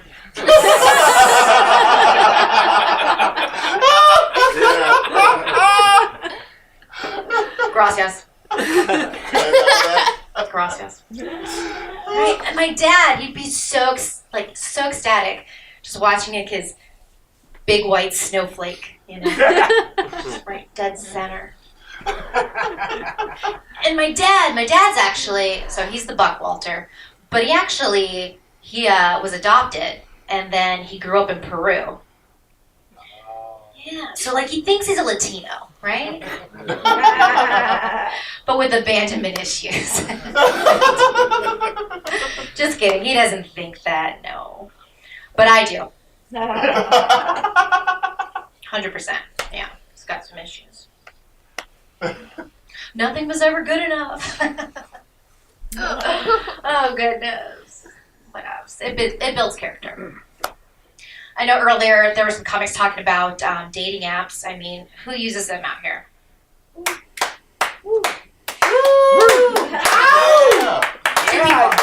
Two people do. Okay. Well, I was recently reading an article about Tinder, actually. And it was this girl who said that she had just finished hooking up with a guy. And then she was getting dressed. Right? She looks over, guy's still in bed, and he's back on Tinder swiping away. And I just think, what would I do if I was in that situation? And I think I would just start panicking. I think I'd just be like, oh my God. Oh my God, oh my God, oh my God, oh my God. Do you have herpes? And I think he'd be like, no, because that's the guy I'd sleep with, right? No, I don't have herpes. Be like, because you do now.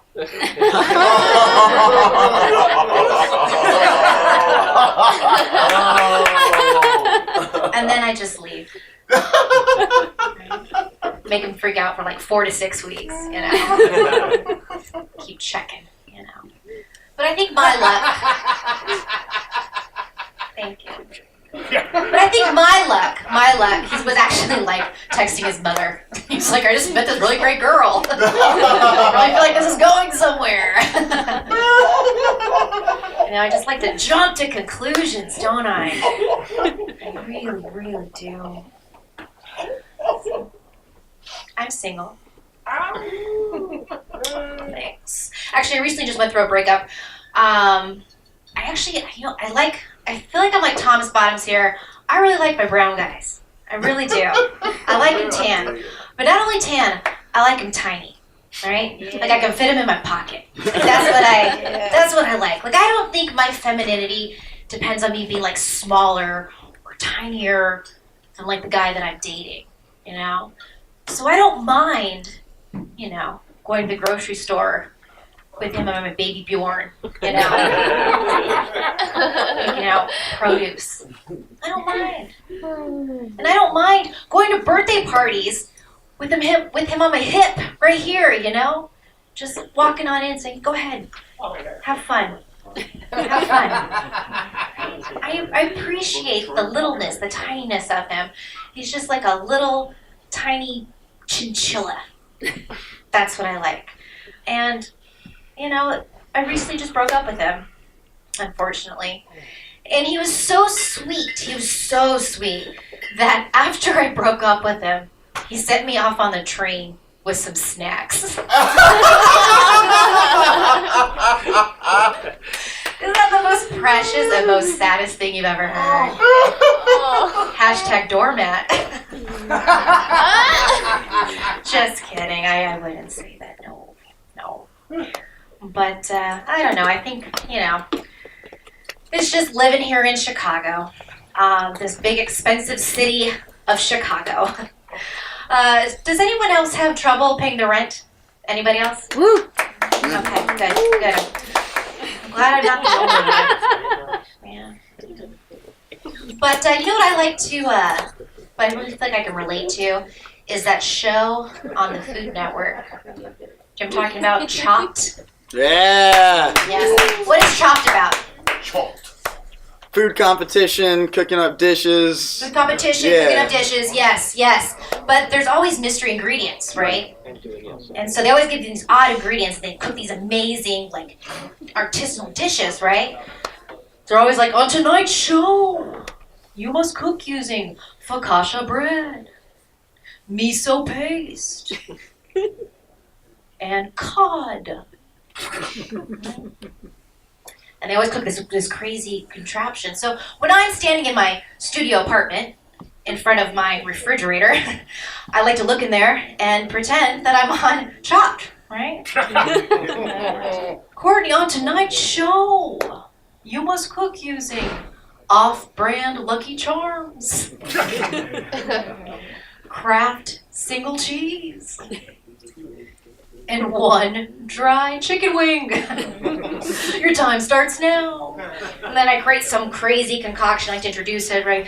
No, I live alone, but I still like to introduce it. I'm like, well, here I have created this non-organic, gluten-full dish I like to call the white Mexican. Enjoy. And that is my time with Courtney Buckwalter. Thank you so much.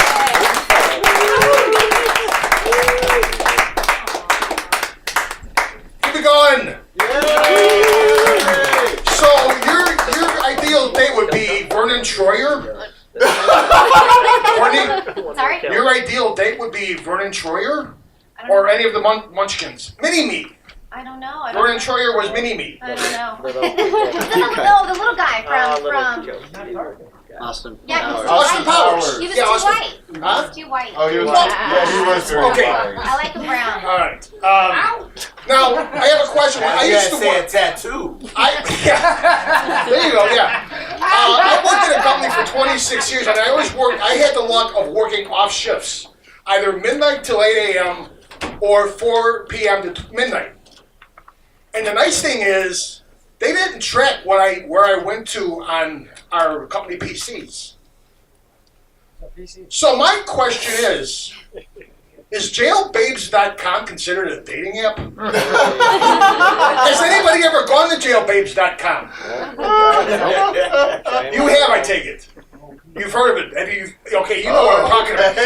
Yeah, in 20 years, Susie Mae Buckhauser is getting out after murdering 3 husbands. Oh yeah, I want to date her when she gets out. No. Anyways, coming to the stage, next comic, which we have 2 left. Amy Nicole Schwartz. All right. Yeah, I mean, I guess you would date that chick if you had, like, if you were suicidal. I don't know. That wasn't funny. just thinking out loud. Oh man, you guys ever feel like you're that quarterback that just won't retire of your own life? Yeah, you guys too. Like you find yourself in the bathroom, just like, I can't go back out there. No, I don't think I trust my offensive line anymore. I think they're cheating, you know. Basically what I'm saying is I'm getting a divorce. Oh. Yeah. No, you guys should like clap. Come on. Yeah! It's good news. Yeah, back in the day we couldn't get divorces. We were just murdered, I think. I don't know. We were property. So like this is good news. I mean, there's terrible parts, right? Like yeah, obviously. like okay, so here's the part that got me it surprised me because like I used to tell people like, oh, you know, get you a nerd, get you a little shy, geeky guy, right? Like, he won't cheat on you. And then what I failed to think of was the advancement of webcam technology. You know? I didn't think that one through. And I also didn't think about, like, Manson hippies, you know? I didn't think about those chicks. They're still out there. Like, just because you do drugs and have sex with everyone doesn't mean you're a hippie. Like, it just means, like, you have no morals. Like, you gotta put on some, like, you gotta put some twigs and, like, terrible shampoo in your hair to claim to be a hippie. Like, you gotta put in the effort. You can't just be like, I'm doing blow every night, I'm a hippie. Like, that's not how that works, you know? She was crazy. Is crazy, I guess. I haven't killed her yet. No, just kidding.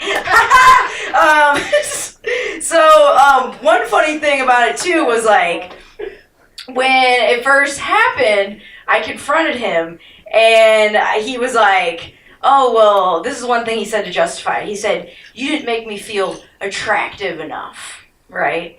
And I was like, "I guess that makes sense, because like." I'm kind of a dude, right? You guys can tell, right? Like, I'm pretty much a dude, and he was more feminine, so I didn't treat him like the true lady he needed to be treated as, you know? And I was like, that was my mistake. That was my mistake. I should have been opening doors. I didn't think it through. But I did have trouble, though, because, like, sometimes I wasn't attracted to him, because I was being cock-blocked by Spider-Man the video game. And, you know, he's spilling crumbs and juices, and I'm like, yeah, I guess I don't want to hook up with a 12-year-old. Yeah, like, that would be gross. That would make me an emotional pedophile. So I think that was the appropriate reaction to not hit on you in those moments. Oh. Spilling juices, man. Not even wiping it up either. Oh. Johnny's like, I mean literal juices, not gross juices. Oh, no. Because he was a child. He was a child, all right? That's why it was funny. Yes, thank you. I also thought he was too lazy to cheat on me. He was really lazy. Like, I'm an introvert. That's a good way to say you're lazy and like you're a jerk. So I thought he was too lazy, right? But what like I didn't also think about was his mom, right? He's got this awesome mom. So, you know, he would come home with like hand-me-up Jordans. Those are Jordans your little brother gives you. They're hand-me-up Jordans. He'd come home with like hand-me-up Jordans and like a mom cut, like a haircut his mom scheduled for him. So like I didn't even think about that. He was getting laid from the mom cuts and clothes, you know? I was like, I didn't think about that when I met his mom. She's too nice. I also felt like, you know, I felt like it was rude the way he cheated on me, you know? Like, I'm like, at least be polite about how you cheat on someone. Like, just be smart about it. Like, hide it, you know? Hide it decently. Yeah, if you're gonna do it, hide it or admit it. You can't, like, deny it and then, like, come home at 9 a.m., you know, and just be like...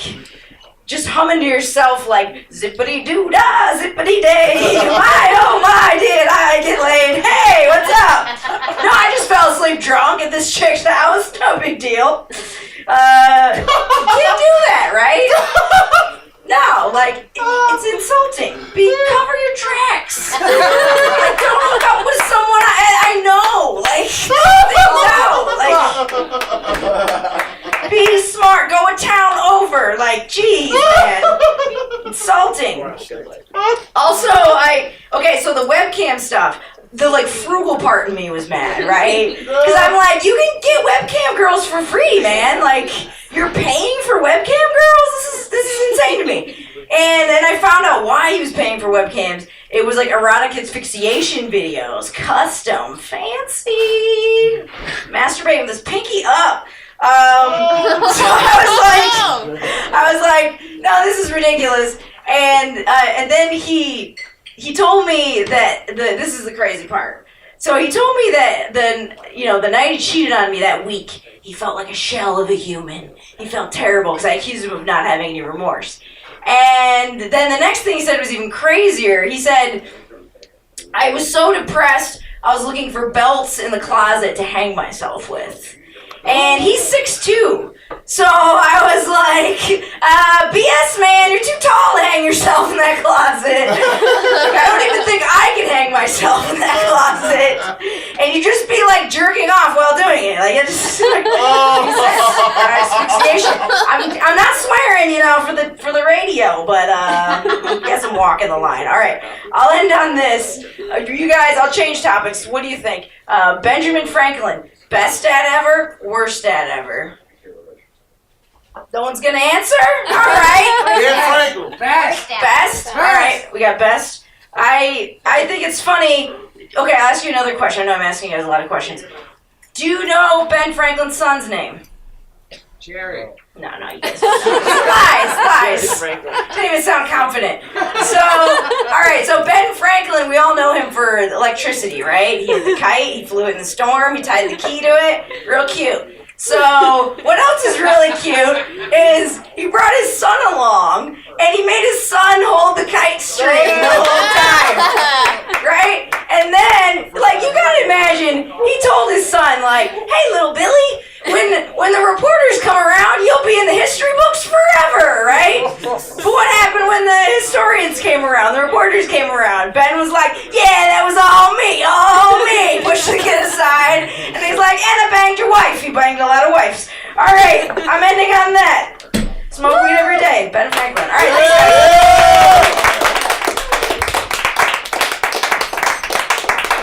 Amy Nico Schwartz. Yes. Just back a week ago, she was in California, and yeah, things are much greener on the West Coast. Much greener.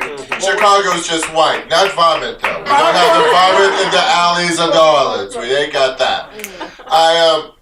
Wow, you talk about Ben Franklin. All I know, I didn't even know he had kids. I'm sure he has like bastard children scattered throughout the world. He was the first one, like, oh yeah, I'm from New York, and then he would put on his little raccoon hat and go tip the women in France because they didn't know better, and he also didn't know the language, which makes them perfect women.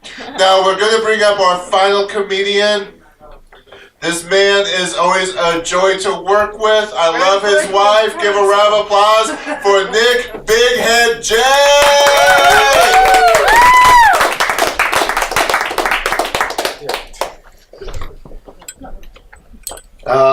Do not be alarmed by the black dude with glasses on. He is not here to rob you. Nor is he a reject Black History teacher from what the hell just happened on this thing here? No. See, look at that. What's what happened?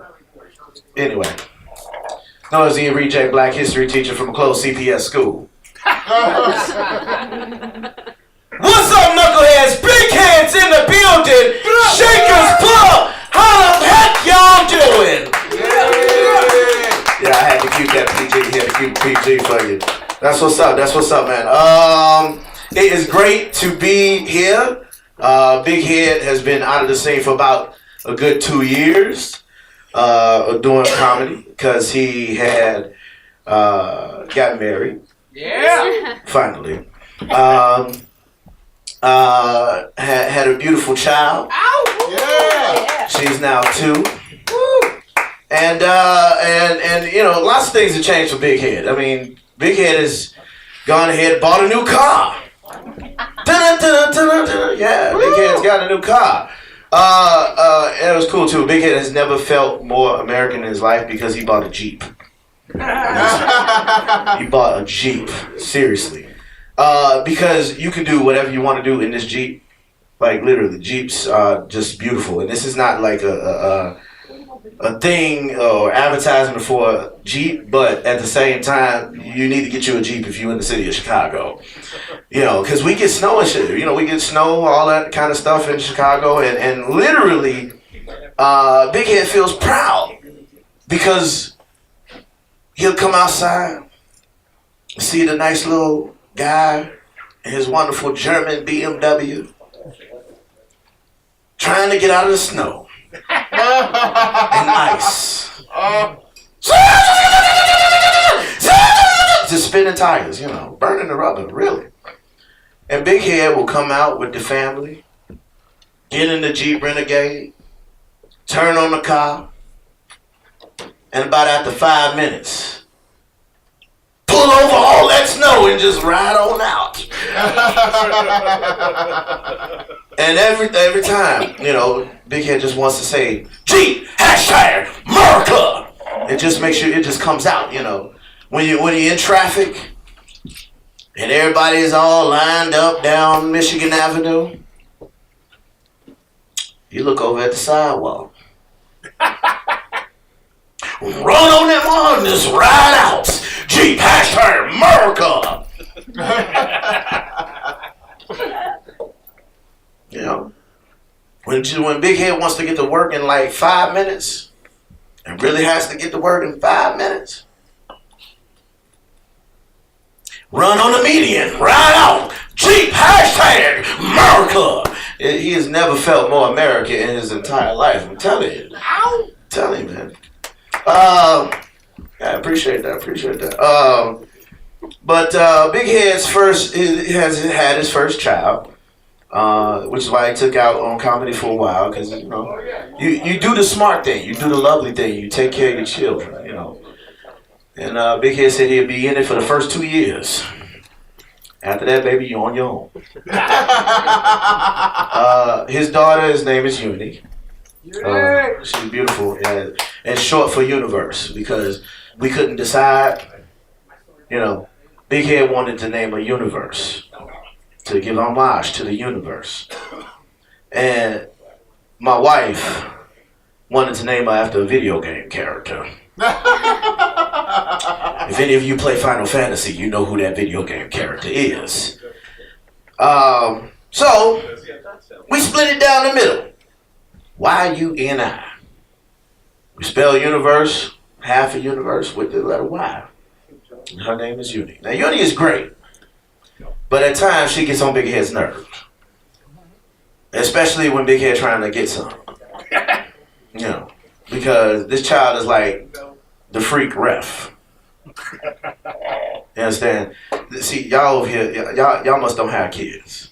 I know you ain't got any kids. You from New Orleans. I know you ain't got kids. Let's see. The freak ref comes out at the most inopportune times. You know, Bighead is trying to fill on some breastises. And here come the freak ref. Penalty on the play. Trying to mess with mama's tits too much. 50-yard penalty, and I'm finna cry. Why? You know, wife trying to, you know, give Bighead a little something special. You know what I mean? Here come the damn ref again. Flag on the play. 50-yard penalty. Trying to mess with daddy's thing a little bit too close. 50-yard penalty, and I'm finna ask for some breast milk. Why? Yeah. And now she's gotten intelligent, so she booby. Yeah. Give it up for Chicago, y'all, man. It's a wonderful city. For those of y'all who just come here, just visiting here, or not visiting here, but just came back, you know, San Antonio, what was that? Was that Santa Fe? I'm talking to you, Mexico.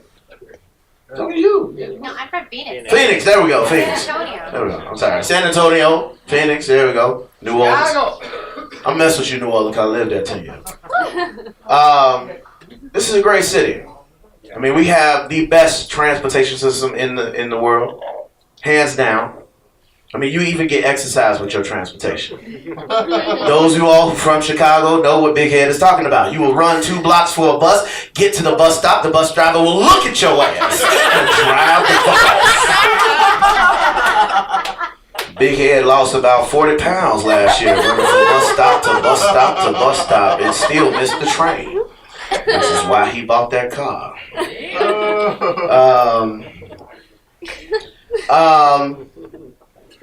Y'all can't tell by just looking at Bighead, but he used to be a fat kid growing up. Say what? He loved being a fat kid too, because he eat whatever he wanted, like pizza. Give me that French fries. Give me that hot dogs. Give me that vegetables. Pow! Get that stuff out of here. Fruit. Pow! You ain't nothing but a sweet vegetable. Bighead used to love eating stuff like pastries, things like that. Hostess cupcakes, Twinkies, Suzy Q's, cupcakes. Ladies, if you know what Bighead means, practice. But there were drawbacks to being a fat kid growing up. Couple drawbacks was, one, Bighead had a mother who used to put him in clothes that was so tight, made him look like a reject from the 70s. And don't know if you can tell just by looking at him, he got a nice little posterior back there, right? So, when you combine those things together, it looked a little something like this. If you like it, then you should have put a ring on it. If you like it, then you should have put a ring on it. So, from behind, Bighead would look like a bitch. And so he would walk down the streets of Chicago on his daily goings every day. And he would hear stuff like, hey girl, hey! Hey girl, hey! No, you're not talking about. Hey girl, hey! I'm a boy, goddammit! And you my cousin, you supposed to know that! That's my time, Bighead. Yay! Thank you for your laughter, ladies and gentlemen. Holla at your boy. Bighead, everybody, give him a round of applause. Yes. He named his daughter Uni after Universe. I've always vowed that I'm gonna name my daughters after my beloved cats, and I've realized my beloved cats don't have like human names. I have Mittens. That'd be an odd name. There's Boogie. That's a stripper name. There's Ivory, which oddly enough, even though I'm white, like we're just not gonna go there. But I would name a daughter after one of my cats, and her nickname would be Abby. And people would be like, Abby, is that short for Abigail? And she'd just have to smile and say, no, it's short for apathy. Bighead Jae, everybody. This has been Bottoms of the Barrel at Shakers on Clark. Give a round of applause for Jason behind the bar. No one bought me a drink tonight, so if you guys want to buy me a drink or a shot, I'm game for that. Thomas, I'll buy you a drink. Oh, yay! Someone's buying me a drink. Life is good. We do this the third Tuesday of every month here at Shakers, 3160 on Clark. And this has been the Bombs of the Barrel comedy show every Saturday, 5 to 7 p.m. on Q4 Radio, AM 1680, Q4.org. After this show, we're followed by the Magic Hour. And next time you leave your house, try and be a decent person. Bye!